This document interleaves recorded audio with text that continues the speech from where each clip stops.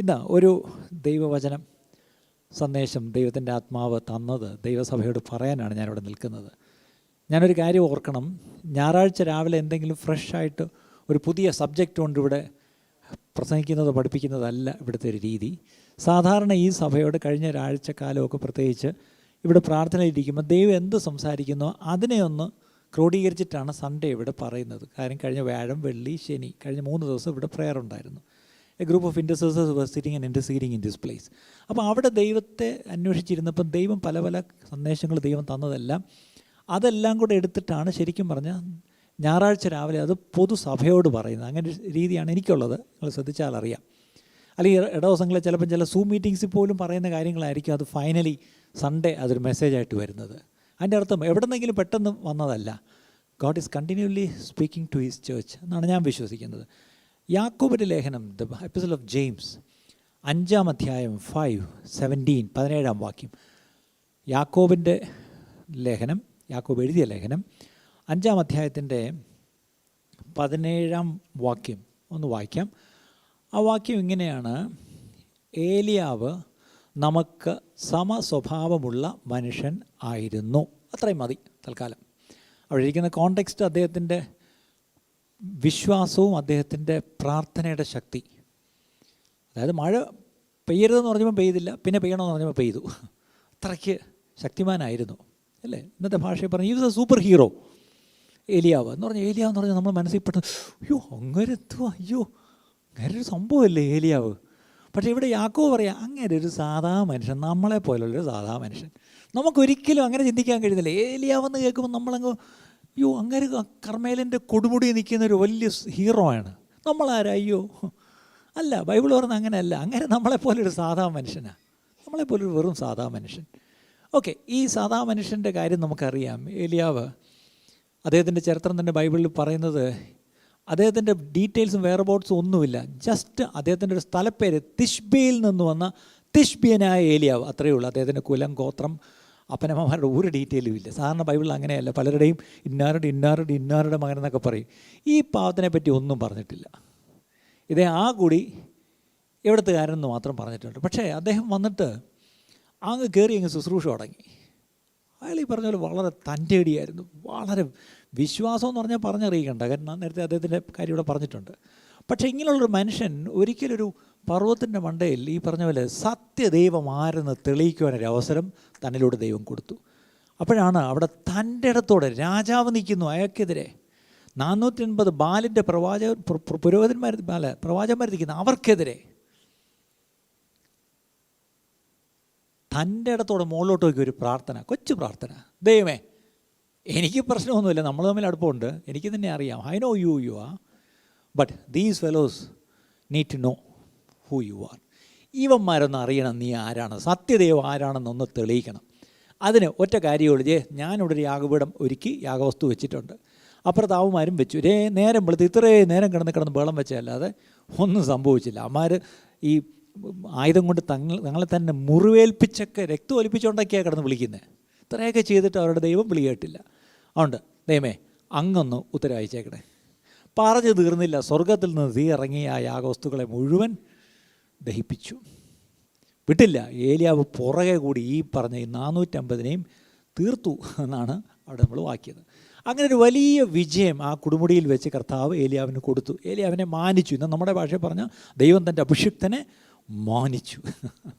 അവിടെ ദൈവം അഭിഷിക്തനെ മാനിച്ചതിനേക്കാൾ ദൈവം തൻ്റെ നാമത്തെ മഹത്വപ്പെടുത്തി. അതൊന്ന് ശരി. അങ്ങനെ വിജയശ്രീലാളിതനായി ഇദ്ദേഹം ഈ പറഞ്ഞ പോലെ വളരെ ഹീറോ ആയിട്ട് അവിടെ നിന്ന് ഇറങ്ങി അങ്ങോട്ട് ഞെളിഞ്ഞ് അങ്ങോട്ട് പോകാൻ നിന്നപ്പോഴാണ് ഒരു പ്രശ്നം. ആ 19-ാം അധ്യായം, 1 രാജാക്കന്മാർ 19-ാം അധ്യായത്തിലേക്ക് വന്നേ.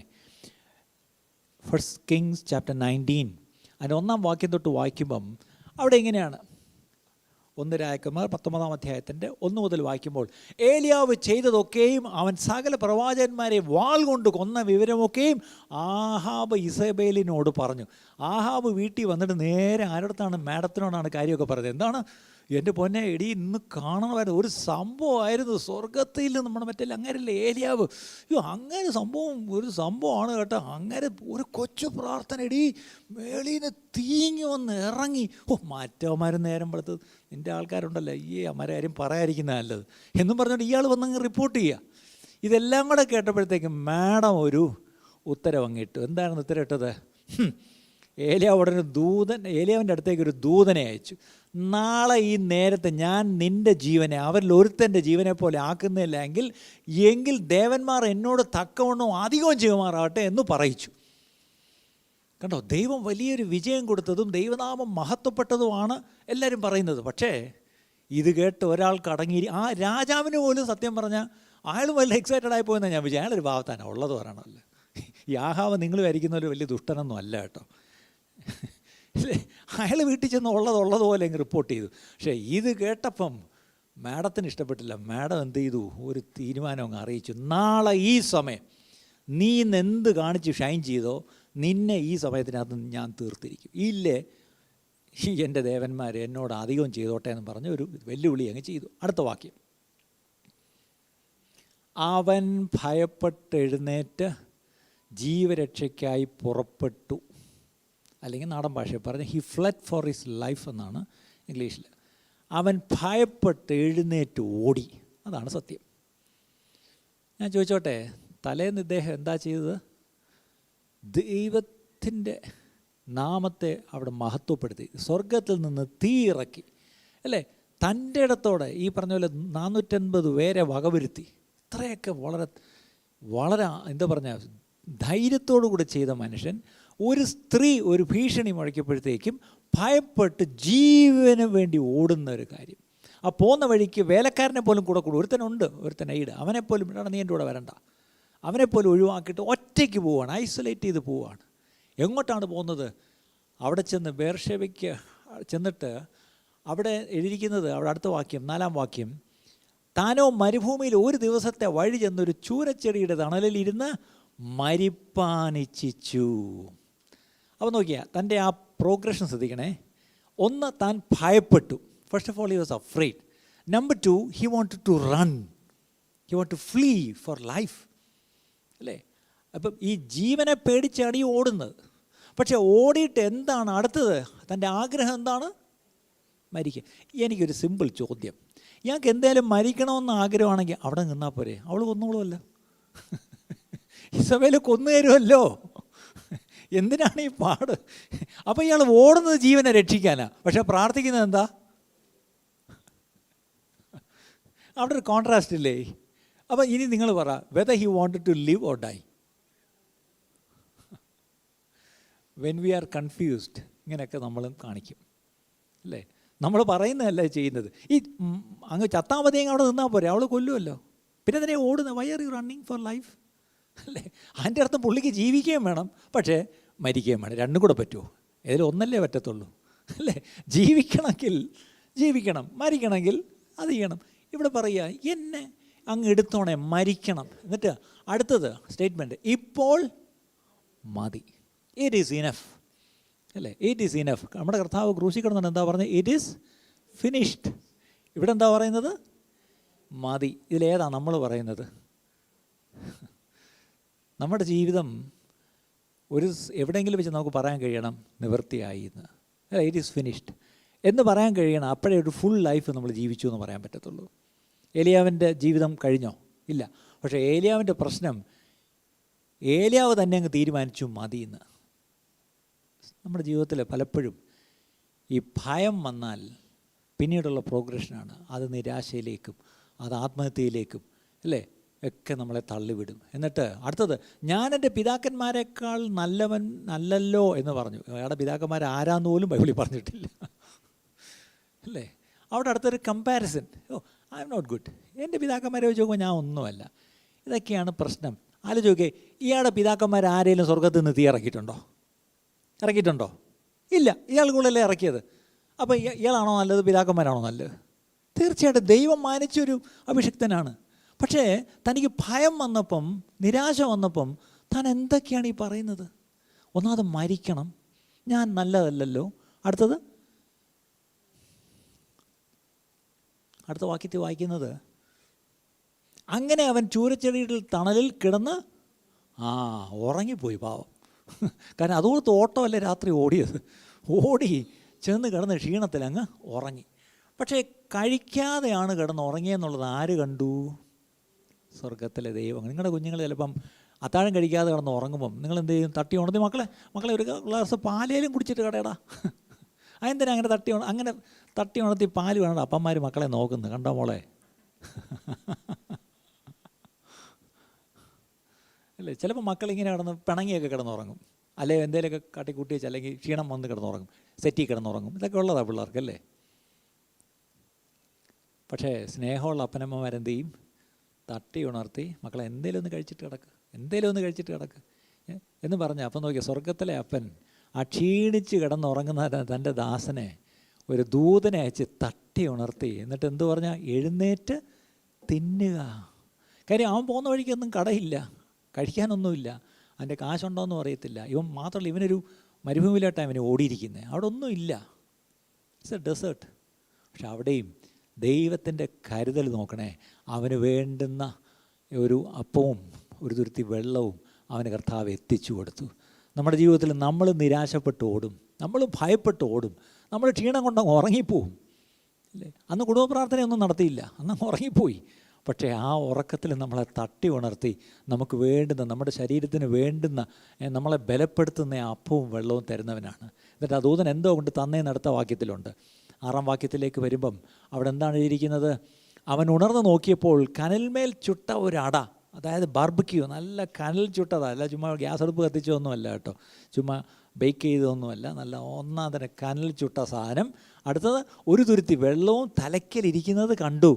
അവൻ തിന്നു കുടിച്ച് പിന്നെയും കിടന്നുറങ്ങി. എടാ എന്തൊരു ഉറക്കോടാ അവൻ! കാരണം അതുപോലെ ക്ഷീണമാണ്. എഴുന്നേറ്റ് തിന്നാനുള്ള ജീവനുണ്ടായിരുന്നിട്ട് എഴുന്നേറ്റ് തിന്നു കുടിച്ചു വീണ്ടും കിടന്നുറങ്ങി. ശരി, അവിടെ കിടന്നുറങ്ങിയപ്പോൾ അടുത്ത വാക്യം, യഹോവയുടെ ദൂതൻ 2-ാം പ്രാവശ്യം വന്നവനെ തട്ടി. കുറേ കഴിഞ്ഞപ്പോൾ ഇവനെ ആ തിന്നത് ദഹിക്കാൻ അനുവദിച്ചോ എന്ന് എനിക്കറിയത്തില്ല. പക്ഷെ അത് കഴിഞ്ഞപ്പം കർത്താവിൻ്റെ ദൂതൻ വീണ്ടും തട്ടിയേച്ച്, മോനെ എന്താ എഴുന്നേറ്റ് തിന്ന്, ഇതെന്തോന്ന് സെക്കൻഡ് കോഴ്സോ? ഞാൻ കഴിച്ചതല്ലേ ഉള്ളൂ. എൻ്റെ ദൈവം വീണ്ടും കൊടുത്തായിരുന്നു. എന്നിട്ട് പറയുക, നിനക്ക് ദൂരെ യാത്ര ചെയ്യുവാനുണ്ടല്ലോ, you have to go a long way. നിനക്ക് ഒത്തിരി യാത്ര ചെയ്യാനുണ്ട് മോനെ. നീ ഇങ്ങനെ നിരാശപ്പെടാതെ, ഇങ്ങനെ ഭയപ്പെട്ട് ഇങ്ങനെ കിടക്കാതെ, ഇങ്ങനെ പട്ടിണി കിടക്കല്ലേ, കഴിക്കുക. കാര്യം എന്താ? നിനക്കൊരു ദൂരെ യാത്ര ചെയ്യുവാനുണ്ട്. ഈ ദൂരയാത്രയുടെ ഡീറ്റെയിൽസ് ഒന്നും കർത്താവ് പറഞ്ഞില്ല എന്ന് ഓർത്തോണം അല്ലേ? Sometimes okay he may not give you all the details, but one thing, അവിടെ നീ മരിക്കാനല്ലേ നീ ആഗ്രഹിക്കുന്നത്? നോ നോ നോ നോ, അതിൻ്റെ സമയമായില്ല, നിനക്ക് ഇനിയും ഒത്തിരി കാര്യം ചെയ്യാനുണ്ട്, അത്രയേ ഉള്ളൂ പറഞ്ഞത്. ശരി, അത് കഴിഞ്ഞപ്പോൾ എന്ത് ചെയ്തു? വീണ്ടും എഴുന്നേറ്റ് തിന്നു കുടിച്ചു. ആ ആഹാരത്തിൻ്റെ ബലം കൊണ്ട് 40 പകലും 40 രാവും ദൈവത്തിൻ്റെ പർവ്വതമായ ഹോരേബോളം നടന്നു. ദൂരയാത്രയെന്ന് പറഞ്ഞപ്പോഴത്തേക്കും പുള്ളി അങ്ങ് മനസ്സിൽ കണ്ടു എങ്ങോട്ടാണെന്ന്. പുള്ളി അങ്ങ് തീരുമാനിച്ച ഡെസ്റ്റിനേഷൻ നേരെ വെച്ച് പിടിച്ചു. എങ്ങോട്ടാണ്? ഹോരേബ്. ഡെസ്റ്റിനേഷൻ ഹോരേബ്. എത്ര ദിവസമാണ് യാത്ര? 40 ദിവസവും പകലും രാത്രിയും. ഈ 40 ദിവസം പിന്നെ ഒന്നും പുള്ളി കഴിച്ചായിട്ട് കാണുന്നില്ല. എൻ്റെ അർത്ഥം ഈ കൊടുത്ത ഫുഡിൻ്റെ ബലം എന്തുമായിരുന്നു? ഇന്ന് നമ്മൾ കഴിച്ച ഫുഡ് ആലോചിച്ച് നോക്കി. രാവിലെ കഴിച്ച പുട്ട് ദഹിച്ചോ?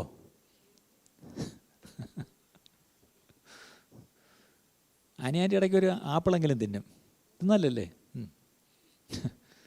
ഇവിടെ നമ്മളൊന്നും ഒന്നും കഴിച്ചില്ല അല്ലേ? ദൈവത്തിൻ്റെ ഭക്ഷണം. നമ്മളൊരു പാട്ട് പാടുമല്ലോ, മല്ലന്മാരിൻ ഭോജനത്താൽ പോഷിപ്പിച്ചോനെ അല്ലേ? അപ്പം മല്ലന്മാരുടെ ഭോജനം എന്നാണ് മന്നയ്ക്ക് പറയുന്നൊരു വാക്ക്. അപ്പം ദൈവം കൊടുക്കുന്ന ഭക്ഷണം അല്ലേ? ദൈവം കൊടുക്കുന്ന ഭക്ഷണം നമ്മളെ ബലപ്പെടുത്തുന്നതാണ്. നമ്മൾ രാവിലെ കഴിക്കുന്ന ഭക്ഷണം ഒരു ഉച്ച വരെ പിടിച്ചു നിന്നാലായി. ഉച്ചയ്ക്ക് കഴിക്കുന്ന ഭക്ഷണം നമുക്കറിയാം 4 മണിയാകുമ്പോഴേ അവിടെ തപ്പി തുടങ്ങും അടുത്ത വല്ലതും കഴിക്കാനുണ്ടോ എന്ന് അല്ലേ? പക്ഷേ ദൈവം തരുന്ന ഭക്ഷണം കൊണ്ട് 40 ദിവസം ഓടാനുള്ള ബലം ആ ഭക്ഷണത്തിലുണ്ട്. ഈ ദിവസങ്ങൾ ഞാനൊന്ന് പറയട്ടെ പ്രിയപ്പെട്ടവർ, നമുക്ക് ഏത് ഭക്ഷണമാണ് വേണ്ടിയത്? നമുക്ക് വേണ്ടത് ഏത് ഭക്ഷണമാണ്? ഇപ്പോൾ എല്ലാവരും നിങ്ങൾ പല പല ഡയറ്റ്സ് ഈ പറഞ്ഞ ട്രൈ ചെയ്യുന്നവരാണെന്ന് എനിക്കറിയാം. ഇപ്പോഴത്തെ എല്ലാവരുടെയും ഫാഷൻ, യൂട്യൂബ് വന്നതോടുകൂടി എല്ലാവരും ഇപ്പം ഡയറ്റിംഗ് ആണ്. എല്ലാ പ്രാന്തം വെല്ലും ഇടുമോണോ ഇതെല്ലാം കൂടെ അങ്ങ് തുടങ്ങും. ഞാൻ ഡീറ്റെയിൽസ് ഒന്നും പറയുന്നില്ല, അതുകൊണ്ട് ഞാൻ വിടുന്നു. അതുകൊണ്ട് ഞാൻ ഒത്തിരി ഡയറ്റ് ഞാനും കേൾക്കുന്നുണ്ട്, ഓരോരുത്തരുടെ ഡയറ്റൊക്കെ അല്ലേ? പക്ഷേ ഞാൻ പറയട്ടെ, ദൈവത്തിൻ്റെ ഒരു ഡയറ്റുണ്ട്, അത് സ്വർഗീയമായ ഭോജനമാണ്. അത് കിട്ടിക്കഴിഞ്ഞാൽ ഉണ്ടല്ലോ, ഒറ്റ ഭക്ഷണം കൊണ്ട് വേണ്ട 40 ദിവസം പുള്ളി നടന്നു. നടന്ന് അവിടെ ഹോരേബ് വരെ ചെന്നപ്പോഴാണ് അടുത്ത വാക്യം, ചെന്നപ്പോഴെന്ത് പറ്റി? അവിടെ അവനൊരു ഗുഹയിൽ കിടന്ന് രാപാർത്തു. അപ്പോഴത്തെ ഇരുട്ടി അല്ലേ, ഇരുട്ട് വരുമ്പോൾ പുള്ളിയെ തൽക്കാലം ഒരു ഗുഹയ്ക്കകത്ത് കയറി കിടന്നു. പക്ഷേ അവിടെയാണ് യഹോവയുടെ അരുളപ്പാടുണ്ടായി. എന്താണ് അവിടെ ഒരു ചോദ്യം? ഇതാണ് ഇന്നത്തെ എൻ്റെ പ്രസംഗ വിഷയം. എന്താണെന്നറിയാമോ? ഏലിയാവേ, നിനക്ക് ഇവിടെ എന്ത് കാര്യം? Elijah, what are you doing here? What are you doing here? ഇന്ന് ദൈവത്തിൻ്റെ ആത്മാവ് നമ്മൾ ഓരോരുത്തരോടും ചോദിക്കുന്നൊരു ചോദ്യമാണ്. Son, what are you doing here? Daughter, what are you doing here? മോളെ, നീ ഇവിടെ എന്തുവാ ചെയ്യുന്നത്? നമ്മൾ ഓരോരുത്തരോടും ദൈവം ചോദിക്കേണ്ട ചോദ്യമാണ്, നീ ഇവിടെ എന്തുവാ ചെയ്യുന്നത്? എന്നോട് ദൈവം ചോദിക്കേണ്ട ചോദ്യമാണ്. ഈ കഴിഞ്ഞ ഒരാഴ്ച ദൈവം എന്നോട് പലവട്ടം ഇതേ വാക്യത്തിൽ സംസാരിച്ചു. മോനെ, നീ എന്തുവായി ചെയ്യുന്നത്? ഓ, നമ്മളിങ്ങനെ കാണാൻ വയ്യേ, ഞാൻ എന്തൊക്കെ വലിയ കാര്യങ്ങളായി ചെയ്യുന്നത്? കൊള്ളാം, എത്ര കാര്യങ്ങളാണ് ഒരേ സമയത്തൂടെ ചെയ്യുന്നത്. ഇത്രയും കാര്യങ്ങൾ ചെയ്യുന്നതൊന്നും കാണുന്നില്ലേ? പക്ഷെ കർത്താവ് പറയുന്നത്, ഐ ഡോണ്ട് നോ. ചിലപ്പോഴെങ്കിലും ദൂരെ യാത്ര പോകാനുണ്ടെന്നൊക്കെ പറഞ്ഞു, പക്ഷേ അത് ഹോരേബ് വരെ ഓടാനാണെന്ന് ആര് പറഞ്ഞു? അവിടെ ദൈവം ചോദിച്ച ഒറ്റ സിമ്പിൾ ചോദ്യം, what are you doing here? എന്താ നീ ചെയ്യുന്നത്? ഉടനെ ടേപ്പ് റെക്കോർഡർ ഓൺ ചെയ്തു. അടുത്ത വാക്യം. അതിനവൻ കണ്ടോ, ആ വാക്യത്തിൻ്റെ സൈസ് കണ്ടോ? ദൈവം ഒറ്റ ചോദ്യമേ ചോദിച്ചുള്ളൂ, what are you doing here Elijah? ഇത്രേ ചോദിച്ചുള്ളൂ ദൈവം. പക്ഷേ ഉത്തരം കണ്ടോ? എത്ര ലൈൻ ഉണ്ടെന്ന് നോക്കിയത്? കാര്യം അകത്തിങ്ങനെ വിങ്ങിയിരിക്കുകയല്ലേ അല്ലേ? അതിനവൻ, യഹോവയ്ക്ക് വേണ്ടി ഞാൻ സുഖാന്തിച്ചിരിക്കുന്നു, വളരെ സുഖാന്തിച്ചിരിക്കുന്നു. ഇസ്രായേൽ മക്കൾ നിൻ്റെ നിയമത്തെ ഉപേക്ഷിച്ചു. അത് ചോദിച്ചവിടെ ആരെങ്കിലും അല്ലേ? ഇവിടെ കംപ്ലൈൻ്റ് ആണ്. ഇസ്രായേൽ മക്കൾ നിൻ്റെ നിയമത്തെ ഉപേക്ഷിച്ചു, നിൻ്റെ യാഗങ്ങളെ ഇടിച്ചു, നിൻ്റെ പ്രവാചകന്മാരെ വാൾ കൊണ്ട് കൊന്നു. ഞാൻ ചോദിച്ചോട്ടെ, ഇയാളല്ലേ കൊന്നത് 450 പേരെ? ഇതാണ് പ്രശ്നം. നമ്മൾ ചെയ്യുന്ന ഒന്നും നമ്മൾ പറയത്തില്ല. നമ്മളെപ്പോഴും പറയുന്ന ആരാണ്? എന്താണ്? അവൻ, അവർ, അയാൾ അല്ലേ? ഇതെല്ലാം യഹോവയ്ക്ക് വേണ്ടിയാണ് പറയുന്നത്. നിൻ്റെ നിയമത്തെ, നിൻ്റെ ദാസന്മാരെ, നിൻ്റെ പ്രവാചകന്മാരെ, എന്നിട്ട് നീ അനങ്ങുന്നില്ല അല്ലേ? ഈ നാടൻ ഭാഷയിൽ പറയും, ഇയാൾക്കായിപ്പോൾ ദണ്ണം. എടാ, യഹോവയുടെ നാമത്തെ ആരെങ്കിലും എന്തെങ്കിലും ചെയ്യുന്നില്ല, യഹോവയുടെ പ്രവാചകന്മാരെ കൊന്നെങ്കിൽ അത് യഹോവയുടെ കാര്യമല്ലേ? പക്ഷേ ഇയാൾ ഇതും പറഞ്ഞുകൊണ്ടായി ഓടുന്നത്. ഇയാൾ ഓടി എന്തിനാണെന്നുള്ളത് നമുക്കറിയാം, പേടിച്ചിട്ടാണ് ഓടിയത് അല്ലേ? അതല്ലേ സത്യം. He got afraid and he Rann. ഇതാണ് സത്യം. പക്ഷേ പുള്ളി പറയുന്ന ന്യായം എന്താ? അതൊന്നുമല്ല. ദൈവം ചോദിച്ചു ഒറ്റ ചോദ്യം, മോനെ, tell me why are you here? Oh, what are you doing here? നീ ഇവിടെ എന്തോ ചെയ്യുന്നത്? ഇത്രയല്ലേ ചോദിച്ചുള്ളൂ. അതിന് ഉത്തരവാണ് അവർ അത് ചെയ്തു, ഇത് ചെയ്തു. എന്നിട്ട് അവസാനം ഞാൻ ഒരുത്തൻ മാത്രം. അതാണ് അടുത്ത പ്രശ്നം. കണ്ടോ, ഞാൻ ഒരുത്തൻ മാത്രം ശേഷിച്ചിരിക്കുന്നു. ഇതാണ് നമുക്ക് പറ്റുന്ന ഏറ്റവും വലിയ അബദ്ധം, പ്രിയപ്പെട്ടവരെ. Many times we think it's only we and we alone, or me alone. പക്ഷെ നിങ്ങൾക്കറിയാം ദൈവം എന്താ തിരിച്ച് പറഞ്ഞു കൊടുത്തതെന്നറിയാമോ? എടാ, 7000 പേര് വേറെ ഇവിടെ ഉണ്ട്. അതിൻ്റെ അർത്ഥം ഇത് ആലോചിച്ച് നോക്കി, ദിസ് മാൻ നെവർ ന്യൂ. അതിൻ്റെ അർത്ഥം ഇങ്ങേർക്ക് വേറെ മനുഷ്യരുമായിട്ട് ബന്ധമൊന്നും ഇല്ലായിരുന്നു. അതാ സത്യം. ഇന്ന് ഒത്തിരി പേരിങ്ങനെ ക്രിസ്തീയ കുളത്തിലുണ്ട്, അവർ മാത്രമേ ഉള്ളൂ, വേറെ ആരുമില്ല. അങ്ങനെയുള്ളവരെ നിങ്ങൾ കണ്ടിട്ടുണ്ടോ? അവരെ നമ്മൾ ഇന്നത്തെ കാലത്ത് കൾട്ടെന്നൊക്കെ വിളിക്കും. പക്ഷേ ഇത് അന്നും ഉണ്ടായിരുന്നു. ഇങ്ങേർക്ക് ഈ 7000 പേരുമായിട്ട് ഒരു ബന്ധവും ഇല്ലായിരുന്നു. ഇങ്ങേര് മാത്രമേ ഉള്ളെന്നാണ് പുള്ളി പറയുന്നത്. ബാക്കി എല്ലാവരും കുഴപ്പമാണ്. ഇതാണ് പറഞ്ഞുകൊണ്ടിരുന്നത്. എന്നിട്ട് അവർ എനിക്കും ജീവഹാനി വരുത്തുവാൻ നോക്കുന്നു. കണ്ടോ, ആ കൂടി ഞാൻ ഒരുത്തനാണ് മരുന്നിനെ ശേഷിച്ചിരിക്കുന്നത്. എന്നിട്ട് എന്നെ അവന്മാർ കൊല്ലാൻ നോക്കും. അപ്പോൾ പിന്നെ ഞാൻ അവിടെ നിന്നാൽ പറ്റുമോ? അതുകൊണ്ടാണ് ഞാൻ ഓടിയത്. വാട്ട് ഐ ഡൂയിങ് ഹിയർ എന്നുള്ളതിൻ്റെ ഉത്തരവാണിത് അല്ലേ? സാറിന് മലയാളിയെ പറ്റിയൊരു തമാശ ഉണ്ട്. മലയാളിയോട് എന്ത് ചോദിച്ചാലും ഒരു സിമ്പിൾ ഒറ്റ വാക്കിലൊരു ഉത്തരവുണ്ട്. എന്താണെന്നറിയാമോ? എന്താ ഇവിടെ? ചുമ്മാ. ഏലിയാവ് അങ്ങ് പറഞ്ഞാൽ മതിയായിരുന്നു, നിനക്കിവിടെ എന്താ കാര്യം? ചുമ്മാ. സിമ്പിളായിരുന്നു അല്ലേ? പക്ഷേ ഇത് ഏലിയാവ് ഇന്നത്തെ മലയാളി അല്ലല്ലോ. മാത്രമല്ല, ഏലിയാവ് വന്ന് താമസിച്ച കേരളത്തിലല്ല, അതുകൊണ്ടാണ്. ഏലിയാവ് ഒരു മലയാളി ആയിരുന്നെങ്കിൽ സിമ്പിളായിട്ട് പറഞ്ഞേനെ, ഏലിയാവേ നിനക്കിവിടെ എന്താ കാര്യം? ചുമ്മാ. അത്രയേ ഉള്ളൂ. പക്ഷെ അതിന് ഇത്രയും വലിയൊരു ഉത്തരവാണ് പറഞ്ഞത്. അതിനകത്ത് എന്തൊക്കെ അടങ്ങിയിരിക്കുന്നതെന്നറിയാമോ? ദൈവമേ, നിൻ്റെ ഉണ്ടോ, എന്നിട്ട് ഞാൻ മാത്രം, എന്നിട്ട് അവന്മാർ എന്നെയും കൊല്ലാൻ പോകുന്നു. അടുത്ത വാക്യം. അവൻ ദൈവം പറയുക, എലിയാവേ, നീ പുറത്ത് വന്ന് പർവ്വതത്തിൽ യഹോവയുടെ മുമ്പാകെ നിൽക്ക എന്നവൻ കൽപ്പിച്ചു. ഇപ്പോഴാണ് ദൈവം കൽപ്പിക്കുന്നത്. അല്ല, നേരത്തെ പതൊക്കെ പറഞ്ഞു, നിനക്കൊരു ദൂരെ യാത്രയുണ്ടെന്നൊക്കെ പറഞ്ഞു, എഴുന്നേറ്റ് തിന്നെന്ന് പറഞ്ഞു, ഇതൊക്കെ പറഞ്ഞു. ഇപ്പം പറയുക കമൗട്ട്, ആ ഗുഹയിൽ നിന്നൊന്ന് ഇറങ്ങ് നീ ആ ഗുഹയിൽ നിന്നൊന്ന് ഇറങ്ങ്. ഞാൻ പറയട്ടെ, പലപ്പോഴും ദൈവശബ്ദം കേൾക്കണമെങ്കിൽ, ദൈവം പറയുന്നത് മനസ്സിലാവണമെങ്കിൽ നമ്മുടെ ഈ കേവ് ലൈക്ക് എക്സ്പീരിയൻസിൽ നിന്നൊന്ന് പുറത്ത് വരണം. ഞാനെപ്പോഴും ഈ ഗുഹ, പണ്ട് ഇതുപോലെ വേറൊരാൾ നമ്മൾ പഴയ നിയമത്തിൽ ഉൽപ്പത്തി പുസ്തകത്തിലുണ്ട്. ആരാന്നറിയാമോ? അദ്ദേഹം ഇതുപോലെ, അദ്ദേഹത്തിനങ്ങ് ദൈവത്തിൻ്റെ വാഗ്ദത്തമൊക്കെ കിട്ടിയ ആളാണ്, ദൈവത്തിൻ്റെ സ്നേഹിതനെന്നൊരു പേരൊക്കെയുണ്ട്. പക്ഷേ ഇദ്ദേഹത്തിന് ഒരിക്കലും അങ്ങ് വലിയ സങ്കടം വന്നു. ഇയാളിങ്ങനെ ഇരുന്നുകൊണ്ട് ആലോചിച്ചു, ഞാൻ ഇത്രയും വലിയ ആൾ, എനിക്കൊത്തിരി വേലക്കാരൊക്കെയുണ്ട്, എനിക്കൊത്തിരി ആടുമാടുകളൊക്കെ, ഞാൻ തനിയനായിപ്പം. പക്ഷേ ഒറ്റ പ്രശ്നം, എൻ്റെ കാലം കഴിഞ്ഞാൽ ഇതെല്ലാം അനുഭവിക്കാൻ എൻ്റെ ലീഗൽ ഹെയർഷിപ്പ് സർട്ടിഫിക്കറ്റ് ആരാ എഴുതിക്കൊണ്ട് വരാൻ പോന്നേ? എൻ്റെ ദാസനായ എലിയാസർ. അതായത് എനിക്കൊരു കുഞ്ഞില്ലല്ലോ എന്ന് ഇയാൾക്കൊരു സങ്കടം വന്നു അല്ലേ? ഇതൊക്കെയാണ് ബൈബിളിലെ ചില എനിക്ക് ബൈബിളിൽ ഇഷ്ടമുള്ള ഏറ്റവും കാര്യം എന്ന് പറയുന്നത്, ഉള്ളതുപോലെ എഴുതും.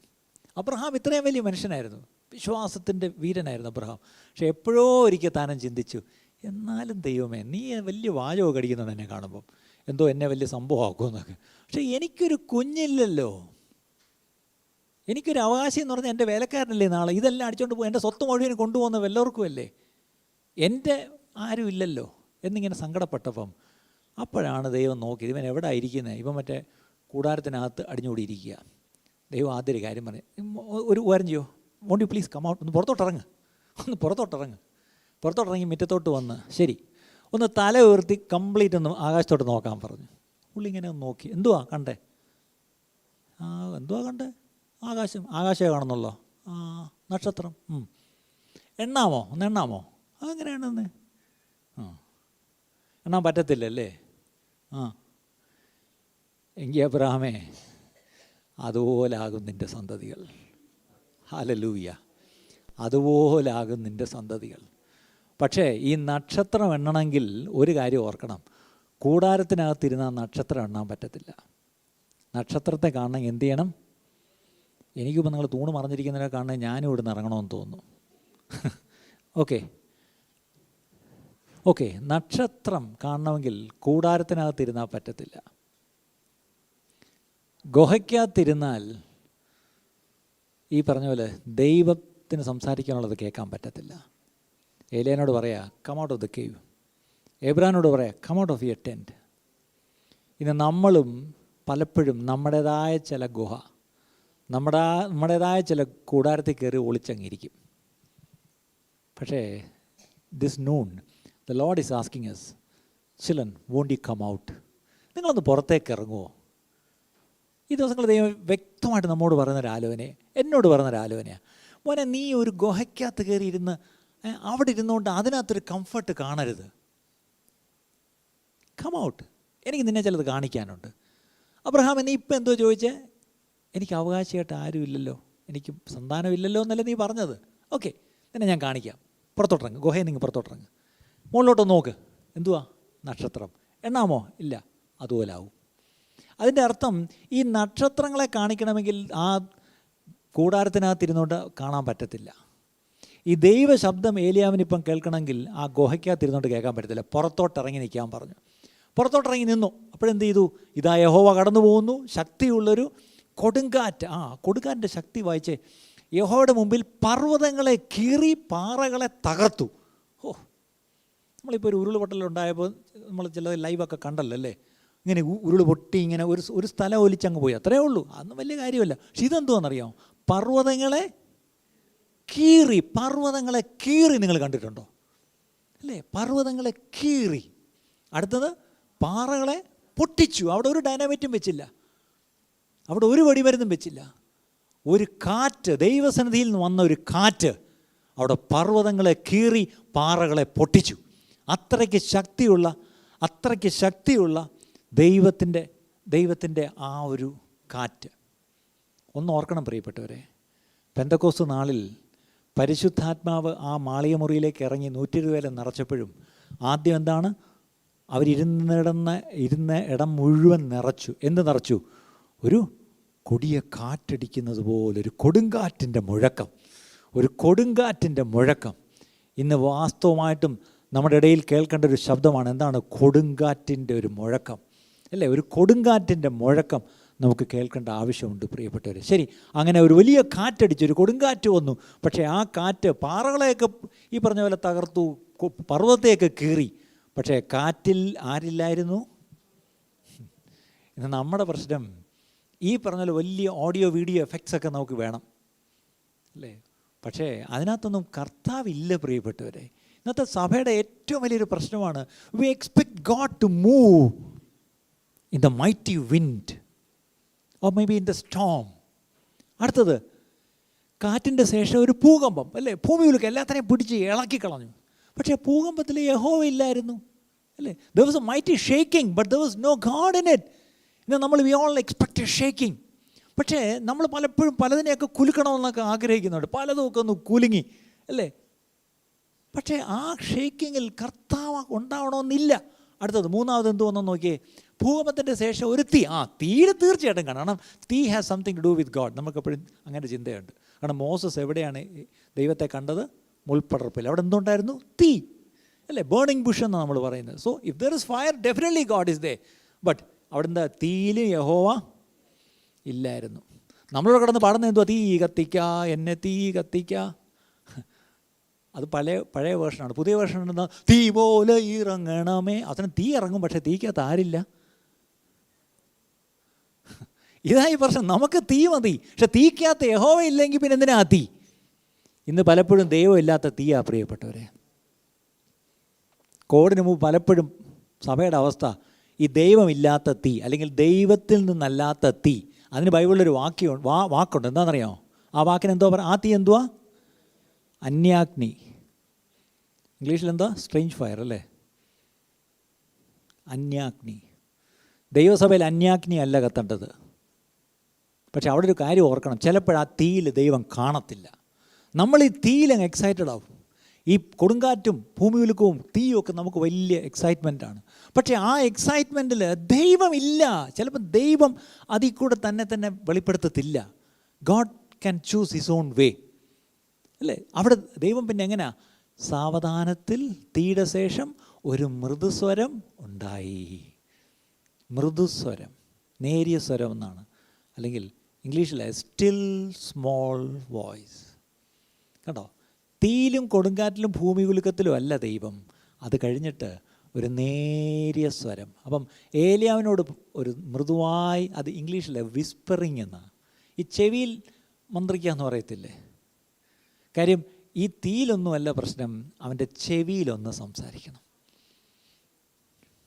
ഇന്നും നമുക്ക് കേൾക്കേണ്ടത് ആ മൃദുസ്വരമാണ് പ്രിയപ്പെട്ടവരെ. പണ്ട് ഞങ്ങളുടെയൊക്കെ കുഞ്ഞുനാളിൽ രാവിലെ കുടുംബ പ്രാർത്ഥനയ്ക്ക് നമ്മുടെ അപ്പനമ്മമാരൊക്കെ എഴുന്നേറ്റ് പായിട്ടിരുന്ന് പാട്ട് പാടും. ഞാനിപ്പോഴും ഓർക്കുന്നു, ഇന്നലത്തെ പോലെ എൻ്റെ ചെവിയിൽ ഇപ്പോഴും ഓർക്കുന്നു. അതിരാവിലെ അല്ലെങ്കിൽ ഉഷകാലം നാം എഴുന്നേൽക്കുക എന്നൊക്കെ പറഞ്ഞ ചില പാട്ടുകളില്ലേ, ആ കൂട്ടത്തിൽ ആ ഐറ്റത്തിൽ പെടുന്നൊരു പാട്ടായത്. പക്ഷെ അതിനകത്ത് ഒരു ചരണം എന്നും എൻ്റെ മനസ്സിൽ നിൽക്കുന്നത് എന്താണ്? എൻ്റെ നേരിയ സ്വരം പരമസുത അതിരാവിലെ ഞങ്ങൾ ആരോളണമേ. കുരിശെടുത്തുനിന്ന് പകൽ കർത്താവിൻ്റെ വേല ചെയ്യണമെങ്കിൽ രാവിലെ ഈ കർത്താവിൻ്റെ നേരിയ സ്വരം കേട്ടിട്ടിറങ്ങണം. പക്ഷെ നമ്മൾ പലപ്പോഴും കേൾക്കുന്നത് കർത്താവിൻ്റെ നേരിയ സ്വരമാണോ? അല്ല പ്രിയപ്പെട്ടവരെ, തുറന്നു പറയും, കർത്താവിൻ്റെ നേരിയ സ്വരം അല്ല. ഞാൻ പലപ്പോഴും കേൾക്കുന്ന കർത്താവിൻ്റെ നേരിയ സ്വരം അല്ല. ഞാൻ വെളുപ്പിന് എഴുന്നേൽക്കുന്ന ആരുടെ സ്വരം കേട്ടിട്ടാണെന്നറിയോ? ഞങ്ങളുടെ അടുത്ത മുസ്ലിം പള്ളിയിലെ വാങ്കുവിളി കേട്ടിട്ടാ. കൃത്യം എനിക്കറിയാം എത്ര മണിക്കത് കേൾക്കുമെന്ന്. അലാറം വയ്ക്കണ്ട, ഞാൻ കൃത്യമായിട്ടും ഞാൻ തുറന്നു പറയാം. പക്ഷെ അത് പുറമേയുള്ള ശബ്ദമാണ്. പക്ഷെ I should be hearing this Whisper, അല്ലേ? ഞാനും നിങ്ങളും ആ നേരിയ സ്വരം കേൾക്കണം പ്രിയപ്പെട്ടവരെ. ഏലിയാവ് ഇതാണ്ട് നോക്കുക, ഈ പ്രത്യേകിച്ച് ഈ നേരിയ, ഞാൻ രാവിലത്തെ സർവീസിൽ പറഞ്ഞു, ഈ കുഞ്ഞുങ്ങൾ അമ്മമാർക്ക് നിങ്ങൾക്ക് കുറച്ചുകൂടെ മനസ്സിലാവും. ചിലപ്പോൾ നിങ്ങളുടെ മക്കൾ ഭയങ്കരമായിട്ട് ശാഠ്യം പിടിക്കും, ഭയങ്കരമായിട്ട്, അല്ലേ? ഫണ്ണി അറിയാമല്ലോ. ചിലപ്പോൾ ഒരു കല്യാണ വീട്ടിൽ പോയി, നിങ്ങൾ വിരുന്ന് വീട്ടിൽ പോയി, അവിടെ ചെന്നപ്പം യുവർ ചൈൽഡ് ഇസ് മിസ്ബിഹേവിങ്. അപ്പോൾ എന്ത് ചെയ്യണം എന്ന് പറഞ്ഞാൽ കണ്ണുരുട്ടി നോക്കി, പല്ലു കടിച്ചു നോക്കി, ഇങ്ങനെയൊക്കെ കാണിച്ചു, രക്ഷയില്ല. അവസാനം വടിയെടുത്ത് അടിക്കാൻ പറ്റുമോ? കാരണം എല്ലാവരും നിൽക്കുകയില്ല. അപ്പോൾ എല്ലാവരും കുഴപ്പമില്ല എന്നൊക്കെ പറഞ്ഞ് ഇങ്ങനെ ഒരുമാതിരി അഭിനയിച്ച് അവസാനം അവനെ ഇങ്ങോട്ട് ഇങ്ങോട്ടൊന്ന് പതുക്കെ അങ്ങോട്ട് മാറ്റിക്കൊണ്ടിട്ട് അവൻ്റെ ചെവിയിൽ ഏതാണ്ടൊന്നു നേരിയ സ്വരം ചെവിയിലൊന്ന് പറഞ്ഞു. പക്ഷെ എന്ത് സംഭവിച്ചെന്നറിയാമോ? പയ്യനങ്ങ് സ്വിച്ച് ഇട്ട പോലെ നേരെയായി. അനുഭവം ഉണ്ടോ? നിങ്ങൾ ഈ മാസ്ക് ഇട്ടിരിക്കുന്നതാണ്, നിങ്ങൾ ചിരിക്കുകയാണോ, നിങ്ങളുടെ മുഖവും കാണാൻ വയ്യ. അപ്പന്മാർക്കറിയാം, അപ്പന്മാർ ചെയ്യാറുണ്ടോ? പക്ഷേ എനിക്കൊന്ന് അപ്പന്മാരെക്കാട്ടിലും അമ്മമാരായി ചെയ്യുന്നത്.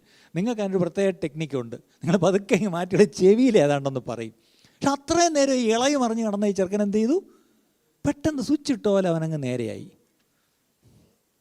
എന്താണ് നിങ്ങൾ പറഞ്ഞെന്നുള്ളത് വീട്ടിൽ വാ, അല്ലെങ്കിൽ ഏതാണ്ടൊക്കെ നിങ്ങൾ പറഞ്ഞു. ഇപ്പോഴത്തെ അപ്പന്മാർക്കും അമ്മമാർക്കും അത് പറയാനുള്ള തൻ്റെ ഇടമൊന്നുമില്ല. ഇപ്പം എല്ലാം പ്രലോഭനമാണ്. ഇപ്പം നീ മിണ്ടാതിരുന്ന പോന്ന വഴിക്ക് അത് മേടിച്ചുതരാം, ഇത് മേടിച്ചുതരാം അല്ലേ. ഭയങ്കര ഓഫറൊക്കെ കൊടുത്താണ് മിണ്ടാതാക്കുന്നത്. അന്നത്തെ അങ്ങനെയല്ല, അന്ന് നല്ല ഓഫറൊക്കെ കൊടുക്കും. എന്താണ് അപ്പം ആ ഒരു ചെവിയിൽ ആ നേരിയ സ്വരം ആ അപ്പനോ അമ്മയോ പറഞ്ഞപ്പം കുഞ്ഞങ്ങ് നേരെയായി എന്ന് പറയുന്ന പോലെ ദൈവം നമ്മുടെ ചെവിയിലൊന്ന് മന്ത്രിച്ചിരുന്നെങ്കിൽ, ആ നേരിയ സ്വരം ഒന്ന് കേട്ടിരുന്നെങ്കിൽ നമ്മളൊന്ന് നേരെയായനെ പ്രിയപ്പെട്ടവരെ. ഇന്ന് ആ നേരിയ സ്വരത്തിന് പകരം നമ്മൾ തീയിലും ഈ പറഞ്ഞ കൊടുങ്കാറ്റിലും ഭൂമിയുലുക്കത്തിലും നോക്കിയിരിക്കുക ദൈവം ഉണ്ടെന്നും പറഞ്ഞ്. അതിലൊന്നും ദൈവം ഇല്ലായിരുന്നു. ശരി, മൃദുസ്വരം ഉണ്ടായി. അടുത്ത വാക്യം,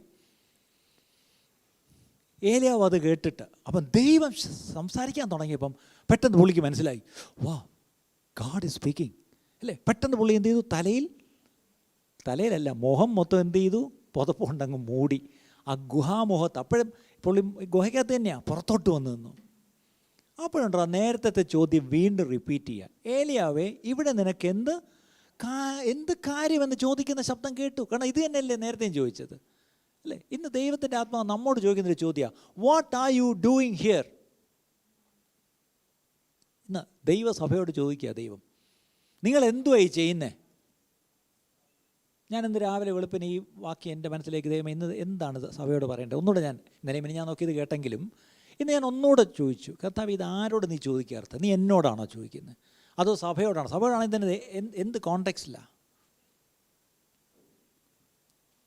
ഒന്നാമത്തെ കാര്യം, നമ്മളിന്ന് ഇവിടെ നിനക്ക് എന്ത് കാര്യമെന്ന് ചോദിക്കാൻ കാര്യം, നമ്മൾ ഭയപ്പെട്ട് ഓടി വന്നതാണോ? നമ്മൾ നിരാശപ്പെട്ടിരിക്കുകയാണോ? മതി കർത്താവെ, എനിക്ക് ചത്താ മതി എന്നുള്ള ഗിവപ്പ് ചെയ്ത അവസ്ഥയാണോ?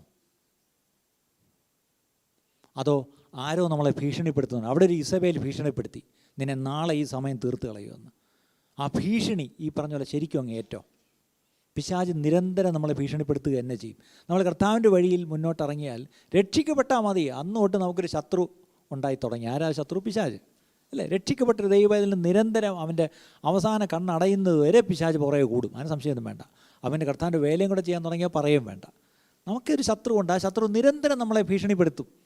പക്ഷേ അവിടെയും ഏലിയാവ് നമുക്ക് സമസ്വഭാവമുള്ള മനുഷ്യനായി, ഇത്രയും വലിയ തീയിറക്കിയ മനുഷ്യനായിട്ട് പോലും ഒരു നിമിഷം ഭയപ്പെട്ട് ഓടിപ്പോയി. പക്ഷേ ഓടിപ്പോയെടുത്ത് ദൈവത്തിൻ്റെ സ്നേഹം പുറകെ ചെന്നിട്ട് എന്ത് ചെയ്യുന്നു? ഒന്നും കുറ്റപ്പെടുത്തിയില്ല. അതാ കാര്യം. അതാണ് ഞാനൊരു പോയിന്റ് മനസ്സിലാക്കിയത്. God never went after Elijah and accused him. What did you do? നാണക്കേട് ഉണ്ടാക്കിയടാ. അവിടെ എല്ലാവരും നിന്നെ തിരക്കുന്നു. തീയിറക്കിയ പാർട്ടി എന്ത് ചെയ്യുന്നു? അപ്പോൾ അതാണ്ട് അവിടെ ഒന്ന് ചത്താ മതി എന്ന് പറഞ്ഞ് കിടക്കുന്നു. എന്തൊരു നാണക്കേട്. ഇന്നലെ തീ ഇറക്കി എന്നുള്ളത് സത്യമാണ്. പക്ഷേ ഇന്ന് ഞാൻ ഭയപ്പെട്ട് ഓടിപ്പോകത്തില്ല എന്ന് ഉറപ്പില്ല പ്രിയപ്പെട്ടവർ. Do you get the point അല്ലേ? നമ്മുടെ പ്രശ്നം, നമ്മളെല്ലാം ഇന്നലത്തെ തീ പറഞ്ഞുകൊണ്ടിരിക്കുക. എനിക്കറിയാം ഈ ചർച്ച തന്നെ പലപ്പോഴും പഴയ കാര്യങ്ങളാണ് പറയുന്നത്. പണ്ട് എന്തോ ആയിരുന്നൊരു കാലത്ത്. Okay we had a glorious past, but what about tomorrow? അല്ലെങ്കിൽ another question is where are you now and what are you doing now? ഇപ്പോൾ നമ്മൾ എവിടെയാണെന്നും നമ്മളിപ്പോൾ എന്ത് ചെയ്യുന്നു എന്നുള്ളതും വളരെ പ്രസക്തമാണ്. അതുകൊണ്ട് ദൈവം അതാണ് അഡ്രസ്സ് ചെയ്യുന്നത്. What are you doing here? അതിൻ്റെ അർത്ഥം ഇവിടെ അല്ല നിൻ്റെ ശുശ്രൂഷ. ഈ ഗുഹയ്ക്കകത്ത് കയറി ഇരുന്നിട്ട് കാര്യമില്ല. പുറത്തോട്ടിറങ്ങ്. നിനക്ക് ദൂരെ യാത്ര ചെയ്യാനുണ്ട്. രണ്ടാമതും ചോദിക്കുക, നിനക്കിവിടെ. അപ്പോൾ ഈ പുള്ളിയുടെ പരാതിയൊക്കെ പറഞ്ഞു, അവരെന്നെയും കൊല്ലാൻ നടക്കുന്നു, ഞാൻ മാത്രമേ ഉള്ളൂ രക്ഷപ്പെട്ടത്, നിൻ്റെ നാമത്തെ അവർ. അതൊക്കെ ഞാൻ നോക്കിക്കോളാം. എൻ്റെ നാമത്തെ ഡിഫെൻഡ് ചെയ്യാൻ എനിക്കറിയാം, അത് സൂക്ഷിക്കാൻ എനിക്കറിയാം. എൻ്റെ ദാസന്മാരെ വാളിനിരയാകാതെ സൂക്ഷിക്കാൻ എനിക്കറിയാം. നിൻ്റെ പ്രശ്നം എന്താ? അതാ ദൈവം ചോദിക്കുന്നത്. എത്ര വ്യക്തമാണ്. നിങ്ങൾക്ക് എത്രത്തോളം മനസ്സിലാവുന്നുണ്ടോ എന്ന് എനിക്ക് സംശയമുണ്ട്. എനിക്ക് നല്ലോണം മനസ്സിലാവുന്നുണ്ട്. ദൈവസഭയോട് പറയുക, നിങ്ങൾക്ക് ഒത്തിരി മുന്നോട്ട് പോകാനുണ്ട്. പക്ഷേ ഈ ഭയപ്പെട്ടിരിക്കരുത്, നിരാശപ്പെട്ട് ഓടരുത്. പകരം ഞാനീ തരുന്ന അപ്പവും വെള്ളവും കുടിച്ചിട്ട് മുന്നോട്ട് പോകണം. പക്ഷെ അവിടെ നോക്കി ദൂരയാത്ര എന്നേ പറഞ്ഞോളൂ, എങ്ങോട്ട് പോകണമെന്നുണ്ട്. പക്ഷെ പുള്ളി അങ്ങ് ഊഹിച്ചു ഓരേവായിരിക്കുന്നു, ഒറ്റ ഓട്ടം. പക്ഷെ അവിടെ ചെന്നപ്പോഴാണ് ദൈവം എന്തോ പറഞ്ഞെന്ന് നോക്കിയാൽ അടുത്ത വാക്യം, 15-ാം വാക്യം. അടുത്ത വാക്യത്തിൽ യഹോവ അവനോട് അരുളിച്ചെയ്തെന്നാൽ, നീ പുറപ്പെട്ട് ദമ്മേശക്കിൻ്റെ മരുഭൂമി വഴിയായി മടങ്ങിപ്പോക. പുള്ളി നേരത്തെ കിട്ടിയ ഭക്ഷണത്തിൻ്റെ ബലത്തിലൊരു ഓട്ടം ഓടിയതാണ് 40 ദിവസം. പക്ഷെ കർത്താവ് പറയാ അത് ഇംഗ്ലീഷിൽ go back the way you came. അതിൻ്റെ അർത്ഥം ദൈവത്തിൽ നിന്ന് കേട്ടു, പക്ഷേ ഡീറ്റെയിൽസ് കേട്ടില്ല. നിനക്കൊരു വലിയ യാത്രയുണ്ടെന്നേ പറഞ്ഞുള്ളൂ, എങ്ങോട്ട് പോകണമെന്ന് പറഞ്ഞില്ല. പക്ഷെ ഇദ്ദേഹം ഊഹിച്ച് ഇന്നടത്തോട്ടായിരിക്കുമെന്ന്. പക്ഷെ അദ്ദേഹം പറയാം തിരിച്ചു പോയി. എന്നിട്ട് ഇപ്പോഴാണ് സ്പെസിഫിക്കായിട്ട് പറയുന്നത് എന്തൊക്കെ ചെയ്യണം. നീ ഹസായേലിനെ അരാമിന് രാജാവായിട്ട് അഭിഷേകം ചെയ്യണം. അടുത്തത് നിംഷിയുടെ മകനായ യേഹുവിനെ ഇസ്രായേലിന് രാജാവായിട്ട് അഭിഷേകം ചെയ്യണം. അടുത്തത് ഏലീശയെ നിനക്ക് പകരം പ്രവാചകനായിട്ട് അഭിഷേകം ചെയ്യുകയും വേണം. ഇതാണ് സ്പെസിഫിക്സ് അല്ലേ. നേരത്തെ ദൂരയാത്രയെന്ന് മാത്രമേ പറഞ്ഞുള്ളൂ, ഇപ്പോഴാണ് അതിൻ്റെ ഡീറ്റെയിൽസ് വരുന്നത്. നീ 3 പേരെ അഭിഷേകം ചെയ്യണം. 2 പേര് രാജാക്കന്മാരും, ഒരാൾ നിൻ്റെ അനന്തരാവകാശിയായിട്ട് വരുന്ന പ്രവാചകൻ. ഇതാണ് ഏലിയാവിനോട് ദൈവം പറഞ്ഞത്. ഞാനെൻ്റെ വാക്ക് ഞാനൊന്ന് ഓടിച്ച് നിർത്താൻ പോവാം. കാര്യം നമുക്ക് പിന്നീടുള്ള കഥയൊക്കെ അറിയാം. ഇദ്ദേഹം ആഗ്രഹിച്ച ഒരു കാര്യം എന്താണ്? മരിക്കണം അല്ലേ, മരിക്കണം. അതായത് ഇപ്പോൾ മതി എന്നും പറഞ്ഞു. അതിൻ്റെ അർത്ഥം ശുശ്രൂഷ മതി എന്നാണ് പറഞ്ഞത്. പക്ഷേ ദൈവം അതിന് ഉത്തരം കൊടുത്തു. എങ്ങനെയാണ്? 1, ഏലിയാവ് മരിച്ചോ? ഇന്നും മരിച്ചോ? ഇനി ഏലിയാവിൻ്റെ ശുശ്രൂഷ തീർന്നോ? നമ്മളൊക്കെ ഈ ഭൂമി മരിക്കുമ്പോൾ നമ്മുടെ ശുശ്രൂഷ തീരും, അതിനുശേഷം പിന്നെ ശുശ്രൂഷ അല്ലല്ലോ അല്ലേ. പക്ഷേ ഏലിയാവിൻ്റെ ശുശ്രൂഷ ആലോചിച്ച് നോക്കി. ഏലിയാവ് മരിച്ച് എത്രായിരം കൊല്ലം കഴിഞ്ഞിട്ട് ആ മറൂവ് മലയിൽ യേശുവിനോടൊപ്പം മോശയും ഏലിയാവും വന്ന് അപ്പുറവും നിന്ന് സംസാരിച്ചു. അതിൻ്റെ അർത്ഥം ഏലിയാവിൻ്റെ മിനിസ്ട്രി തീർന്നില്ല. ഇനി വെളിപ്പാട് പുസ്തകത്തിൽ വീണ്ടും കിടക്കുന്നു അല്ലേ. അവസാന കാലങ്ങളിൽ എന്ത് ചെയ്യും? മോശയും ഏലിയാവും വീണ്ടും വരും അല്ലേ, വന്നിട്ട് സാക്ഷികളായിട്ട് അവർ വരും. അതിൻ്റെ അർത്ഥം ഏലിയാവിൻ്റെ ശുശ്രൂഷ ഇപ്പോഴും തീർന്നിട്ടില്ല. പക്ഷേ ഏലിയാവ് എന്താ ആഗ്രഹിച്ചത്? മതി. നമ്മൾ മതി എന്ന് പറയുമ്പോൾ ശുശ്രൂഷ നിർത്തിത്തരാൻ കർത്താവ് വേറെ വല്ലവരും ആയിരിക്കണം. ഇനി ഞാൻ ചോദിച്ചോട്ടെ, മതി കർത്താവേന്ന് ഒരിക്കലെങ്കിലും ആയുസി പറയാത്ത ആരെങ്കിലും ഉണ്ടോ? ഓ, ഞാനീ നോക്കുന്നതെല്ലാം വിശുദ്ധന്മാരുടെ ഒരു വലിയ ഗണമല്ല ഇവിടെ ഇരിക്കുന്നത്. ഞാനൊക്കെ എത്രയോ പ്രാവശ്യം മതി കർത്താവേ, മതി, ഇനഫ് ഇസ് ഇനഫ്, ഇനി ഒരു നിമിഷം പോലും വയ്യ എന്ന് പറഞ്ഞ് വെച്ച് കെട്ടിയിട്ടുണ്ട് പലതും അല്ലേ. നമ്മുടെ ജീവിതത്തിൽ പലപ്പോഴും നിരാശ വരുമ്പം, പക്ഷെ നിരാശയ്ക്ക് ഒരു കാരണം അവിടെ ഒരു ഭീഷണിയാണ്. അതാണ് എപ്പോഴും ഓർക്കണം. നമുക്ക് ഈ നിരാശ വരുന്നതിന് എപ്പോഴും there is an enemy, and the enemy is actually not accusing ഒക്കെ രണ്ടാമത്. ആദ്യം എന്താ? എ ത്രെറ്റ്, ഒരു ഭീഷണിയാണ്. നാളെ ഈ സമയം നിന്നെ ശരിയാക്കി തരാം. പക്ഷെ അതും ഭീഷണിപ്പെടുത്തിയ ഒരു സ്ത്രീയാണ്. ആ സ്ത്രീ അന്നത്തെ രാജാവിൻ്റെ ഭാര്യയായിരുന്നു നമുക്കറിയാം. അതാണ് ലിറ്ററൽ ഫിസിക്കൽ ജെസബേൽ എന്ന് പറഞ്ഞാൽ രാജാവിൻ്റെ ഭാര്യ. ആഹാവ് എന്ന് പറഞ്ഞൊരു വെറും അങ്ങനെ സത്യം പറഞ്ഞാൽ അപ്പാവിയായിരുന്നു. ഉള്ള പറഞ്ഞാൽ അയാളുടെ ചരിത്രം വായിച്ചു നോക്കിയാൽ അയാളൊരു അപ്പാവിയായിരുന്നു. പക്ഷേ ഈ ഭാര്യ ഒരു രക്ഷയില്ലായിരുന്നു. ഇന്ന് നമുക്കറിയാം പുതിയ നിയമത്തിൽ പ്രത്യേകിച്ച് വരുമ്പോൾ നമുക്ക് വെളിപ്പാട് പുസ്തകത്തിൽ അവിടെ ഒരു സഭയോട് പറയുന്ന ഒരു ദൂതിൽ എന്താണെന്നറിയാമോ? നീ ഈസബേലിനെ, അല്ലെങ്കിൽ വേറൊരു വാക്കി പറഞ്ഞാൽ എന്ത് ചെയ്യുന്നു? ഈസബേലിൻ്റെ ഒരു ആത്മാവുണ്ട്, ജെസബേലിക് സ്പിരിറ്റ് എന്ന് പറയും. ഈ ദിവസങ്ങളിൽ പ്രത്യേകിച്ച് ഇവിടെ പ്രാർത്ഥനയിൽ കഴിഞ്ഞ കുറേ ആഴ്ചകളായിട്ടിരുന്നപ്പം ഈ പട്ടണത്തിന്മേൽ വ്യാപരിക്കുന്നൊരു ദുഷ്ടാത്മാവിനെ പറ്റി ചില കാര്യങ്ങൾ ദൈവം വെളിപ്പെടുത്തി. ഡീറ്റെയിൽസ് ഇവിടെ പരസ്യമായിട്ട് പറയുന്നില്ല, പ്രത്യേകിച്ച് ഓൺലൈനിലുള്ളതുകൊണ്ട് ഒട്ടും പറയുന്നില്ല. അതിൽ ഒരു characteristics of the spirit, the evil spirit, all the ഇവിടെ ഉള്ള അന്ധകാര ശക്തികൾ, ഈ പട്ടണത്തെ മൂടി നീക്കുന്ന അന്ധകാര ശക്തികളിൽ ഒരു ശക്തിയെ ദൈവം എടുത്ത് വെളിപ്പെടുത്തി പറഞ്ഞു. ഒന്നല്ല, 2 പറഞ്ഞു. ഒന്ന് ഒരു സർപ്പശക്തി, അതുമായിട്ട് ഒരു വാക്യമൊന്നും കൃത്യമായിട്ട് തന്നിട്ടുണ്ട്. പക്ഷെ അതിൻ്റെ കൂടെ തന്ന ഒരു ശക്തിയാണ് യെസബേലിൻ്റെ ശക്തി. ഈ ഈസബേലിൻ്റെ ശക്തി എന്ന് പറഞ്ഞാൽ അതൊരു സ്ത്രീ എന്നുള്ള അർത്ഥത്തിലല്ല, ഇറ്റ്സ് എ സ്പിരിറ്റ്. ആ സ്പിരിറ്റിൻ്റെ പല കാര്യങ്ങളിൽ ഒന്നെന്താണെന്നറിയുമോ? ഈ ചർച്ചിനെ ഭയപ്പെടുത്തുക, ചർച്ച് ലീഡർഷിപ്പിനെ ഭയപ്പെടുത്തുക. അത് ഞാൻ ഇതിലേക്ക് അതിനെപ്പറ്റി കുറേ വായിക്കുകയും പഠിക്കുകയും ചെയ്തു. ഈ ജെസബേലിക് സ്പിരിറ്റ് എന്താ? നിങ്ങൾക്ക് ആർക്കെങ്കിലും നോട്ട് വേണമെങ്കിൽ ഞാൻ അയച്ചു തരാം. ബൈബിളിൽ തന്നെ ഉണ്ടത്. അതായത് ലീഡർഷിപ്പിൽ നിൽക്കുന്നവരെ ഭയപ്പെടുത്തി നിരാശപ്പെടുത്തി ഓടിക്കുക. ഇതൊരു വലിയ സത്യമാണ് പറയപ്പെടും. ഇന്ന് എവിടെ തിരിഞ്ഞാലും അത് ഞാൻ പല പാസ്റ്റേഴ്സുമായിട്ട് ബന്ധപ്പെടുന്നതുകൊണ്ട് എനിക്കറിയാം. അനേക പാസ്റ്റേഴ്സിനോട് സംസാരിക്കുമ്പം ഈ പറഞ്ഞ പോലെ അവരെ ഈ പറഞ്ഞ പോലെ ഭയപ്പെടുത്തി നിരാശപ്പെടുത്തി അവർക്ക് വേല ഇട്ടേച്ച് പോകാൻ അല്ലെങ്കിൽ ശുശ്രൂഷ നിർത്തി പോകാനുള്ള ഒരു തോന്നലാണ് അവർക്ക് വരുന്നത്. അതൊരു വലിയ സത്യമാണ് പ്രിയപ്പെട്ടത്. അത് ലോകമെമ്പാടും ഞാൻ ഇന്നലെ ഒരു കണക്ക് ഞാൻ വായിക്കുകയായിരുന്നു. പെർ വീക്ക് അമേരിക്കയിലൊക്കെ ഏകദേശം 400 പാസ്റ്റേഴ്സാണ് ഈ ശുശ്രൂഷ ഇട്ടിട്ട് പോകുന്നത്. അതുകൊണ്ട് തന്നെ ഇട്ടിട്ട് പോയി കഴിഞ്ഞാൽ ആ 400-ൽ ഏകദേശം 300 അടുത്ത ആഴ്ചകളിൽ ക്ലോസ് ഡൗൺ ചെയ്യുന്നു. അങ്ങനെ സത്യം പറഞ്ഞാൽ ഈവൻ നോർത്ത് ഇന്ത്യയിൽ തന്നെ നമ്മുടെ തന്നെ പല പാസ്റ്റേഴ്സ്, ഇവാഞ്ചലിസ്റ്റുകൾ അവരിട്ടിട്ട് அவங்க തിരിച്ചിങ്ങി സ്വത്തിലേക്ക് വന്നു, അവർക്ക് നിൽക്കാൻ വയ്യ. അതേ സമയത്ത് ഞാൻ അറിയുന്ന എൻ്റെ പല ഫ്രണ്ട്സ് അവർ പറയുമായിരുന്നു കഴിഞ്ഞ ദിവസങ്ങളിലൊക്കെ എല്ലാ ആഴ്ചയും സ്നാനം നടക്കുന്നു നോർത്ത് ഇന്ത്യയിൽ. ഒരു വശത്ത് ദൈവപ്രവൃത്തി നടക്കുന്നു, മറുവശത്ത് ഒത്തിരി പേര് ഇട്ടേച്ചു പോയി.